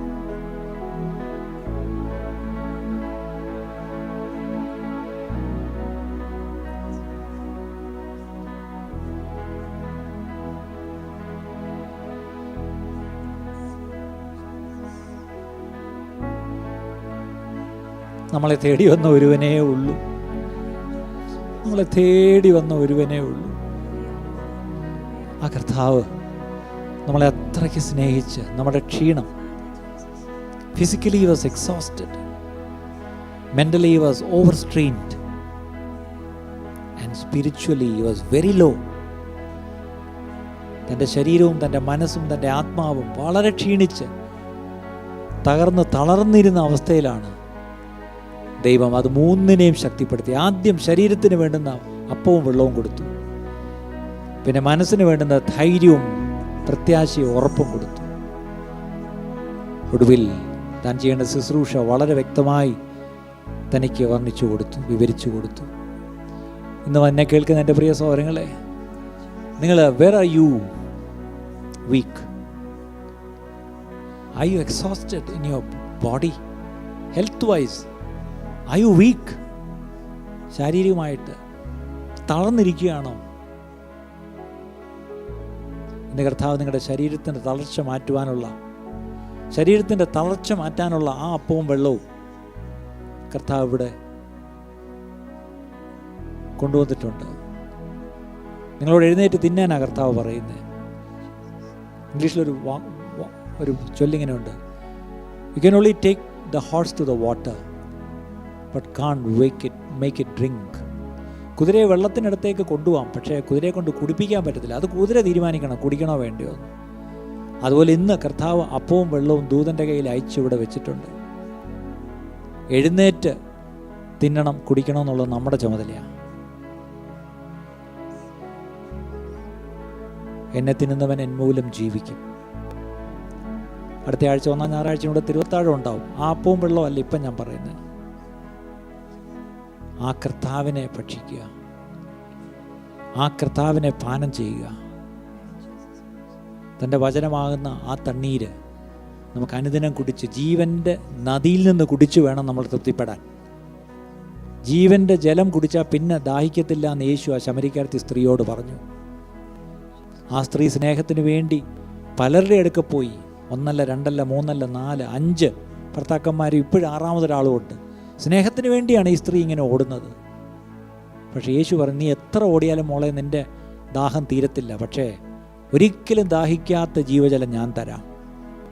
ആ ജീവജലത്തിൻ്റെ ഉറവയിലേക്കാണ് നമ്മൾ വന്നിരിക്കുന്നത്. We have come to the living fountain, the fountain of living waters. then why are we still dry? ഈ ജീവൻ്റെ ഉറവയിലേക്ക് വന്നിട്ട് എന്താണ് വീണ്ടും വീണ്ടും നമ്മളിങ്ങനെ വരണ്ട് ഉണങ്ങിയിരിക്കുന്നത്? Hallelujah. Let's drink. ആ ഉറവയിൽ നിന്ന് നമുക്ക് കുടിക്കാൻ പ്രിയപ്പെട്ടവരെ. ആ ഉറവയിൽ നിന്ന് നമുക്ക് കുടിക്കാം. ഞാൻ നിൻ്റെ വചനത്തെ കണ്ടെത്തി ഭക്ഷിച്ചിരിക്കുന്നു. ആ ജീവൻ്റെ വചനം നമ്മൾ കണ്ടെത്തി ഭക്ഷിക്കാതെ നമ്മുടെ വിശപ്പ് മാറത്തില്ല, നമുക്ക് ശക്തി കിട്ടത്തില്ല. ഈ ലോകത്തിലെ ഏത് ഭക്ഷണം കഴിച്ചാലും നമുക്ക് ശക്തി കിട്ടത്തില്ല. പക്ഷേ ആ ജീവൻ്റെ വചനം കണ്ടെത്തി ഭക്ഷിച്ചാൽ നമുക്ക് ബലം കിട്ടും. ആ ഉറവയിൽ നിന്ന് കുടിച്ചാൽ നമ്മുടെ ദാഹം മാറും. എല്ലാവരും ആ ദൈവസന്നിധിയിൽ വന്ന്, കർത്താവേ, എനിക്ക് ക്ഷീണമുണ്ട്, എനിക്ക് മടുപ്പുണ്ട്, എനിക്ക് നിരാശയുണ്ട്, എനിക്ക് ഭക്ഷണവും വേണം വെള്ളവും വേണം എന്ന് ദൈവത്തോടൊന്ന് പറഞ്ഞാട്ടെ. എനിക്ക് ഭക്ഷണവും വേണം വെള്ളവും വേണമെന്ന് ദൈവത്തോടൊന്ന് പറഞ്ഞാട്ടെ. എനിക്ക് ഭക്ഷണവും വേണം വെള്ളവും വേണമെന്ന് ദൈവത്തോടൊന്ന് പറഞ്ഞാട്ടെ. എനിക്ക് ഭക്ഷണവും വേണം വെള്ളവും വേണമെന്ന് ദൈവത്തോടൊന്ന് പറഞ്ഞാട്ടെ. ഭക്ഷണവും വെള്ളവും പാസ്റ്ററല്ല തരുന്നത്. ഒരു മനുഷ്യർക്ക് നമുക്ക് ഭക്ഷണവും വെള്ളവും തരാൻ പറ്റത്തില്ല. നമ്മൾ തന്നെ എഴുന്നേറ്റ് കുടിക്കണം. നമ്മൾ തന്നെ എഴുന്നേറ്റ് കുടിക്കണം. എന്നൊരു തീരുമാനമെടുത്താട്ടെ. കർത്താവേ, അങ്ങയിൽ നിന്ന് കർത്താവെ ആ ഭക്ഷണം വാങ്ങി ഭക്ഷിക്കുവാനും, അങ്ങയിൽ നിന്ന് കർത്താവെ ആ ജീവൻ്റെ ജലം പാനം ചെയ്യുവാനും ഇതാ ഞാൻ ആഗ്രഹിച്ച് നിൻ്റെ സന്നിധിയിൽ ഞാൻ വരുന്നു. ശരീരത്തിന് വേണ്ടുന്ന ബലം, അടുത്തത് മനസ്സിന് വേണ്ടുന്ന ബലം, അതും വേണം. പലപ്പോഴും നമുക്ക് നിരാശയാണ്. നിങ്ങളുടെ കുടുംബത്തിൽ നടക്കുന്ന ചില വിഷയങ്ങൾ. രാവിലത്തെ സർവീസിൽ ഞാൻ പറഞ്ഞ ഒരു കാര്യം കൂടെ പറഞ്ഞിട്ടെ. Sometimes God may take us to ground zero. Ground zero എന്നൊരു സംഭവമുണ്ട്. അമേരിക്കക്കാരുടെ വലിയ അഭിമാനമായിരുന്നു അവരുടെ twin tower, world trade centre. പക്ഷേ ആ ട്വിൻ ടവർ ഒറ്റ ദിവസം കൊണ്ട് അത് തകിടുപൊടിയായിപ്പോയി, തകർന്നുപോയി, തരിപ്പണമായിപ്പോയി. അതെല്ലാം അവശിഷ്ടങ്ങളെല്ലാം കൂടെ ആയിരക്കണക്കിന് ട്രക്കുകളിൽ അത് വാരി അവിടെ നിന്ന് മാറ്റി. ഒടുവിൽ ആ സ്ഥലം ക്ലിയർ ചെയ്ത് ആ കെട്ടിടം നിന്ന്, അഭിമാന സ്തംഭമായി നിന്ന ആ ട്വിൻ ടവർ നിന്ന് ആ സ്ഥലം ക്ലിയർ ചെയ്തിട്ട് ആ സ്ഥലത്തിനൊരു പേരിട്ട്. എന്താണെന്നറിയാമോ? Ground zero. നമ്മുടെ ജീവിതത്തിൽ നമ്മൾ അഭിമാനമായി വെച്ചിരിക്കുന്ന പലതിനെയും ദൈവം ചിലപ്പോൾ അങ്ങ് മാറ്റും. നമ്മുടെ ആരോഗ്യമാണ് നമ്മൾ അഭിമാനമായിട്ട് വെച്ചുകൊണ്ടിരുന്നാൽ ചിലപ്പോൾ ആരോഗ്യത്തെ ദൈവം തൊടും. നമ്മുടെ പണമാണ് നമ്മൾ ഈ പറഞ്ഞ പോലെ നമ്മുടെ സമ്പത്തായിട്ട് വെച്ച്, നമ്മുടെ സമ്പത്തിനെ നമ്മൾ ദൈവമായിട്ട് വെച്ചുകൊണ്ടിരുന്നാൽ അതിനെ അങ്ങ് തൊടും. നമ്മുടെ ജോലിയാണോ അതിനെ അങ്ങ് തൊടും. ബിസിനസ്സാണോ അതിനെ അങ്ങ് തൊടും. നമ്മുടെ ഫ്രണ്ട്സാണോ അവർ നമ്മളെ തള്ളിപ്പറയും. ചിലപ്പോൾ നമ്മുടെ സ്പൗസ്, നമ്മുടെ ജീവിത പങ്കാളി നമുക്കെതിരെ നിൽക്കും. നമ്മുടെ മക്കൾ, അവരിലാണോ നമ്മൾ ഏറ്റവും കൂടുതൽ ആശ്രയം വെച്ചിരിക്കുന്നത്, അവർ നിസ്സഹായരായിപ്പോവും. മക്കളില്ലാഞ്ഞിട്ടോ മക്കൾക്ക് സ്നേഹമില്ലാഞ്ഞിട്ടല്ല, പക്ഷെ ഒരു ആവശ്യത്തിനൊരു വെള്ളം തരാൻ പലപ്പോഴും മക്കളില്ല എന്നുള്ള ഒരു സത്യമാണ്. അത് നമ്മളിപ്പോൾ അനുഭവിക്കുന്ന പല വീടുകളിലും. മക്കൾക്കായിട്ട് സ്തോത്രം, പക്ഷേ അവർക്ക് ചിലപ്പോൾ നമ്മളെ സഹായിക്കാൻ പറ്റത്തില്ല. ഏറ്റവും ഒടുവിൽ ഇതൊക്കെ നമുക്ക് സഹിക്കാം. When your reputation is in ruins, അതാ അപാരം. മാനഹാനി സംഭവിക്കുക, കുടുംബത്തിലുണ്ടാകുന്ന ഒരു വിഷയം, ഒരു വിവാഹമോചനം, ഒരു പോലീസ് കേസ്, അല്ലെങ്കിൽ ഈ പറഞ്ഞ പോലെ എന്തെങ്കിലും ഒരു അപമാനം വരുത്തുന്നൊരവസ്ഥ നമ്മുടെ കുടുംബത്തിലുണ്ടായാൽ നമുക്ക് പോകുന്നതൊരു കാര്യമുണ്ട്, മാനമെന്ന് പറയും, റെപ്യൂട്ടേഷൻ. അത് വലിയ പാടാണ്. പിന്നെ നമ്മളെന്നും ആ ഒരു റിമാർക്കോട് കൂടി അറിയപ്പെടുന്നത്. എനിക്കറിയാം, അങ്ങനെയൊക്കെ ഒന്ന് സംഭവിച്ചാൽ വലിയ പ്രയാസമാണ് പ്രിയപ്പെട്ടവരെ, വലിയ പ്രയാസമാണ്. പക്ഷെ അതും ചിലപ്പം ദൈവം തൊടും, ആ റെപ്യൂട്ടേഷനെയും ദൈവം തൊടും. എന്തിനാണെന്നറിയാമോ? നമ്മളൊരു ഗ്രൗണ്ട് സീറോയിലേക്ക് കൊണ്ടുവരാനാണ്. അവിടെ നിന്നാണ് പിന്നെ ദൈവത്തിൻ്റെ പണി തുടങ്ങുന്നത്. നമ്മുടെ ജീവിതത്തിൽ നമ്മൾ പിടിച്ചു വച്ചിരിക്കുന്ന, ആശ്രയം വെച്ചിരിക്കുന്ന എന്തെങ്കിലും നമ്മുടെ ജീവിതത്തിലുണ്ടെങ്കിൽ അതിനെ ദൈവത്തിൻ്റെ കാൽ കീഴോട്ട് വെച്ചിട്ട് പറയാം, കർത്താവേ, അവയിലൊന്നും ഞാൻ ആശ്രയം വയ്ക്കുന്നില്ല, അങ്ങയിൽ മാത്രം ഞാൻ ആശ്രയം വയ്ക്കുന്നു എന്നെല്ലാവരും ഒന്ന് പറഞ്ഞാട്ടെ. Lord, I put my trust in you and you alone. I don't put my trust in any man, even in my friends or in my children. I put my trust in you and you alone. ദൈവത്തോട് എല്ലാവരും ചേർന്നൊന്ന് പറയാമോ? എല്ലാവരും എത്ര പേരുന്ന ഈ ഉച്ച കഴിഞ്ഞ സമയത്തൊന്ന് പ്രാർത്ഥിക്കും. കർത്താവേ, എൻ്റെ ജീവിതത്തിൽ ഞാൻ ആശ്രയം വെച്ചിരിക്കുന്ന സകലതിനെയും കർത്താവേ ഞാൻ അങ്ങയുടെ കാൽക്കൽ കൊണ്ടുവയ്ക്കുന്നു. ഇനി ഞാൻ അങ്ങയിൽ മാത്രം ഞാൻ ആശ്രയം വയ്ക്കും.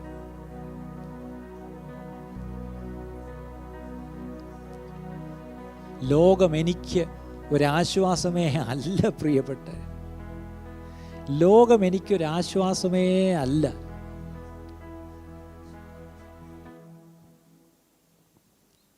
പലപ്പോഴും ലോകം നമ്മളെ ആശ്വസിപ്പിക്കും. എന്നെ സ്നേഹിക്കുന്ന ആരെങ്കിലുമൊക്കെ വന്ന് എന്നെ അടുത്തിരുന്ന് എന്നെ ആശ്വസിപ്പിക്കും. എൻ്റെ തോളത്ത് തട്ടി പോട്ടെ പോട്ടെ പോട്ടെ എല്ലാം ശരിയാവുമെന്ന് പറയും എന്ന് പറഞ്ഞ് നമ്മൾ ആരെങ്കിലും ആശ്വസിപ്പിക്കുന്നവരാരെങ്കിലും ഉണ്ടോ എന്ന് ഞാൻ നോക്കിയിരുന്നു എന്ന് യോബ് പറയുന്നുണ്ട് ഒരിടത്ത്. ചിലപ്പോൾ നമ്മൾ നോക്കിയിരുന്നാലും ആരും വരത്തില്ല.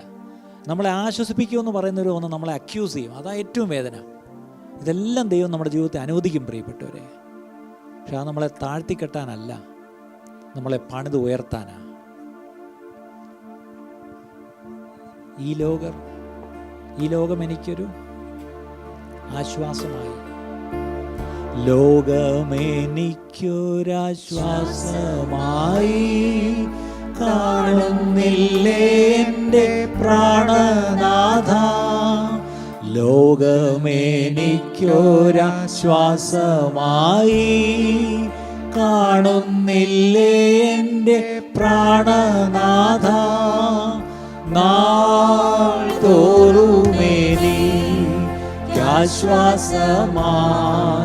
തീർന്നിടണേ. നാൾ തോറുമെനിക്കാശ്വാസമായി തീർന്നിടണേ. യേശുവൻ പക്ഷമായി, യേശുവൻ പക്ഷമായി തീർന്നതിനാൽ എന്തോരാനന്ദമീ ഭൂവിൽ വാസം. യേശു എൻ പക്ഷമായി തീർന്നതിനാൽ എന്തോരാനന്ദമീ ഭൂവിൽ വാസം. എത്ര മോദം പാർത്തലത്തിൽ ജീവിക്കുന്ന, എത്ര മോദം പാർത്തലത്തിൽ ജീവിക്കുന്ന. ഇതായിരിക്കണം പ്രിയപ്പെട്ടവരെ നമ്മുടെ അനുഭവം. ഇതിൽ കുറഞ്ഞ ഒന്നും നമുക്ക് വേണ്ട. എൻ്റെ യേശു എനിക്ക് പക്ഷമായി എൻ്റെ കൂടെയുണ്ട്. എനിക്ക് ആശ്വാസമായിട്ട് ഞാൻ പുറത്ത് ആരെയും കാണുന്നില്ല, ഒന്നിനെയും കാണുന്നില്ല, ലോകം ഒരിക്കലുമല്ല. എൻ്റെ യേശു എനിക്ക് ആശ്വാസകനായി എൻ്റെ കൂടെയുണ്ട്. അവൻ തരുന്ന അപ്പവും വെള്ളവും കുടിച്ച് ഞാൻ മുന്നോട്ട് പോയിക്കോളാം എന്ന് തീരുമാനിക്കുന്ന എത്ര പേരുണ്ട്? അതിൽ പരം ആനന്ദകരമായൊരു ജീവിതം വേറെ ഇല്ല. അതിൽ പകരം ആനന്ദകരമായൊരു ജീവിതം വേറെ ഇല്ല പ്രിയപ്പെട്ടവരെ. അങ്ങനെ ഒരു ജീവിതത്തിനായിട്ട് നമ്മുടെ ജീവിതത്തെ നമുക്ക് ഏൽപ്പിക്കാം. അങ്ങനെ ഒരു കർത്താവുമായിട്ടുള്ള ബന്ധത്തിനായിട്ട് നമ്മളെ ഏൽപ്പിക്കാം. എല്ലാവരും ഒന്ന് പ്രാർത്ഥിച്ചാട്ടെ. I want everyone to say a word of prayer from the heart. Lord, this is exactly I want, Lord. This is the kind of life I want to live. This is the kind of life I want to live. Nothing else. Nothing more, nothing less. അതിനായിട്ട് നിൻ്റെ കരങ്ങളിലേക്ക് എന്നെ സമർപ്പിക്കുന്നു എന്ന് പറഞ്ഞ് നമുക്ക് പ്രാർത്ഥിക്കാം. എല്ലാവരും ചേർന്ന് പ്രാർത്ഥിക്കുന്ന സമയത്ത്, എല്ലാവരും നിങ്ങളെ തന്നെ സമർപ്പിച്ച് പ്രാർത്ഥിക്കുന്ന സമയത്ത് സഭയായ ദൈവകരങ്ങളിലേക്ക് നാം കേട്ട വനത്തിനു മുമ്പാകെ നമ്മളെ തന്നെ സമർപ്പിച്ച് നമുക്ക് പ്രാർത്ഥിക്കാം. Brother Matthew Verghese, won't you come forward and close this meeting with a word of prayer? Hallelujah. Thank you, Lord. Thank you, Lord. Thank you, Jesus. Hallelujah. Praise you, Master. Praise you, Master. Thank you, Lord, for this wonderful morning once again you've given in our life, Master God. Thank you, Father, to take us to the life of Elijah, Master God. Hallelujah. In many times, Pastor, we individually, Master, we go and we run away from your presence, God. But Lord, you have tried to talk to us, each one of us this morning, telling us, wherever you run away from my presence, but I am constantly behind you. I want you, my daughter. I want you, my son, and I am not going to leave you, Master. That is the word you have given us, Father. Hallelujah. Each one of us, Father, we may run to any corner of this world and we may hide there, Master God. But Master, you are there with us. That is what the word has come very strongly for us. Lord God in heaven, help us to know your will in our lives, Master God.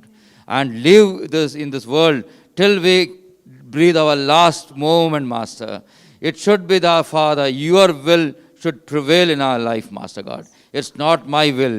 As in Gethsemane it said, as the Lord, you yourself, when you prayed to your Father, you said, let this cup overflow. But then he said, you are in your grief, Master. In that grief situation, he said, you didn't want to take it. But he said, let thy will be done in my life. Hallelujah. Master, let your will be done in my life. Hallelujah. In our life, Father. Thank you for the wonderful word you gave us, Father. We once again submit each one of us, the children, the youngsters, and the elders, and this church we submit in your presence, God. Every goodness be yours, every glory be yours. In Jesus' mighty name we pray.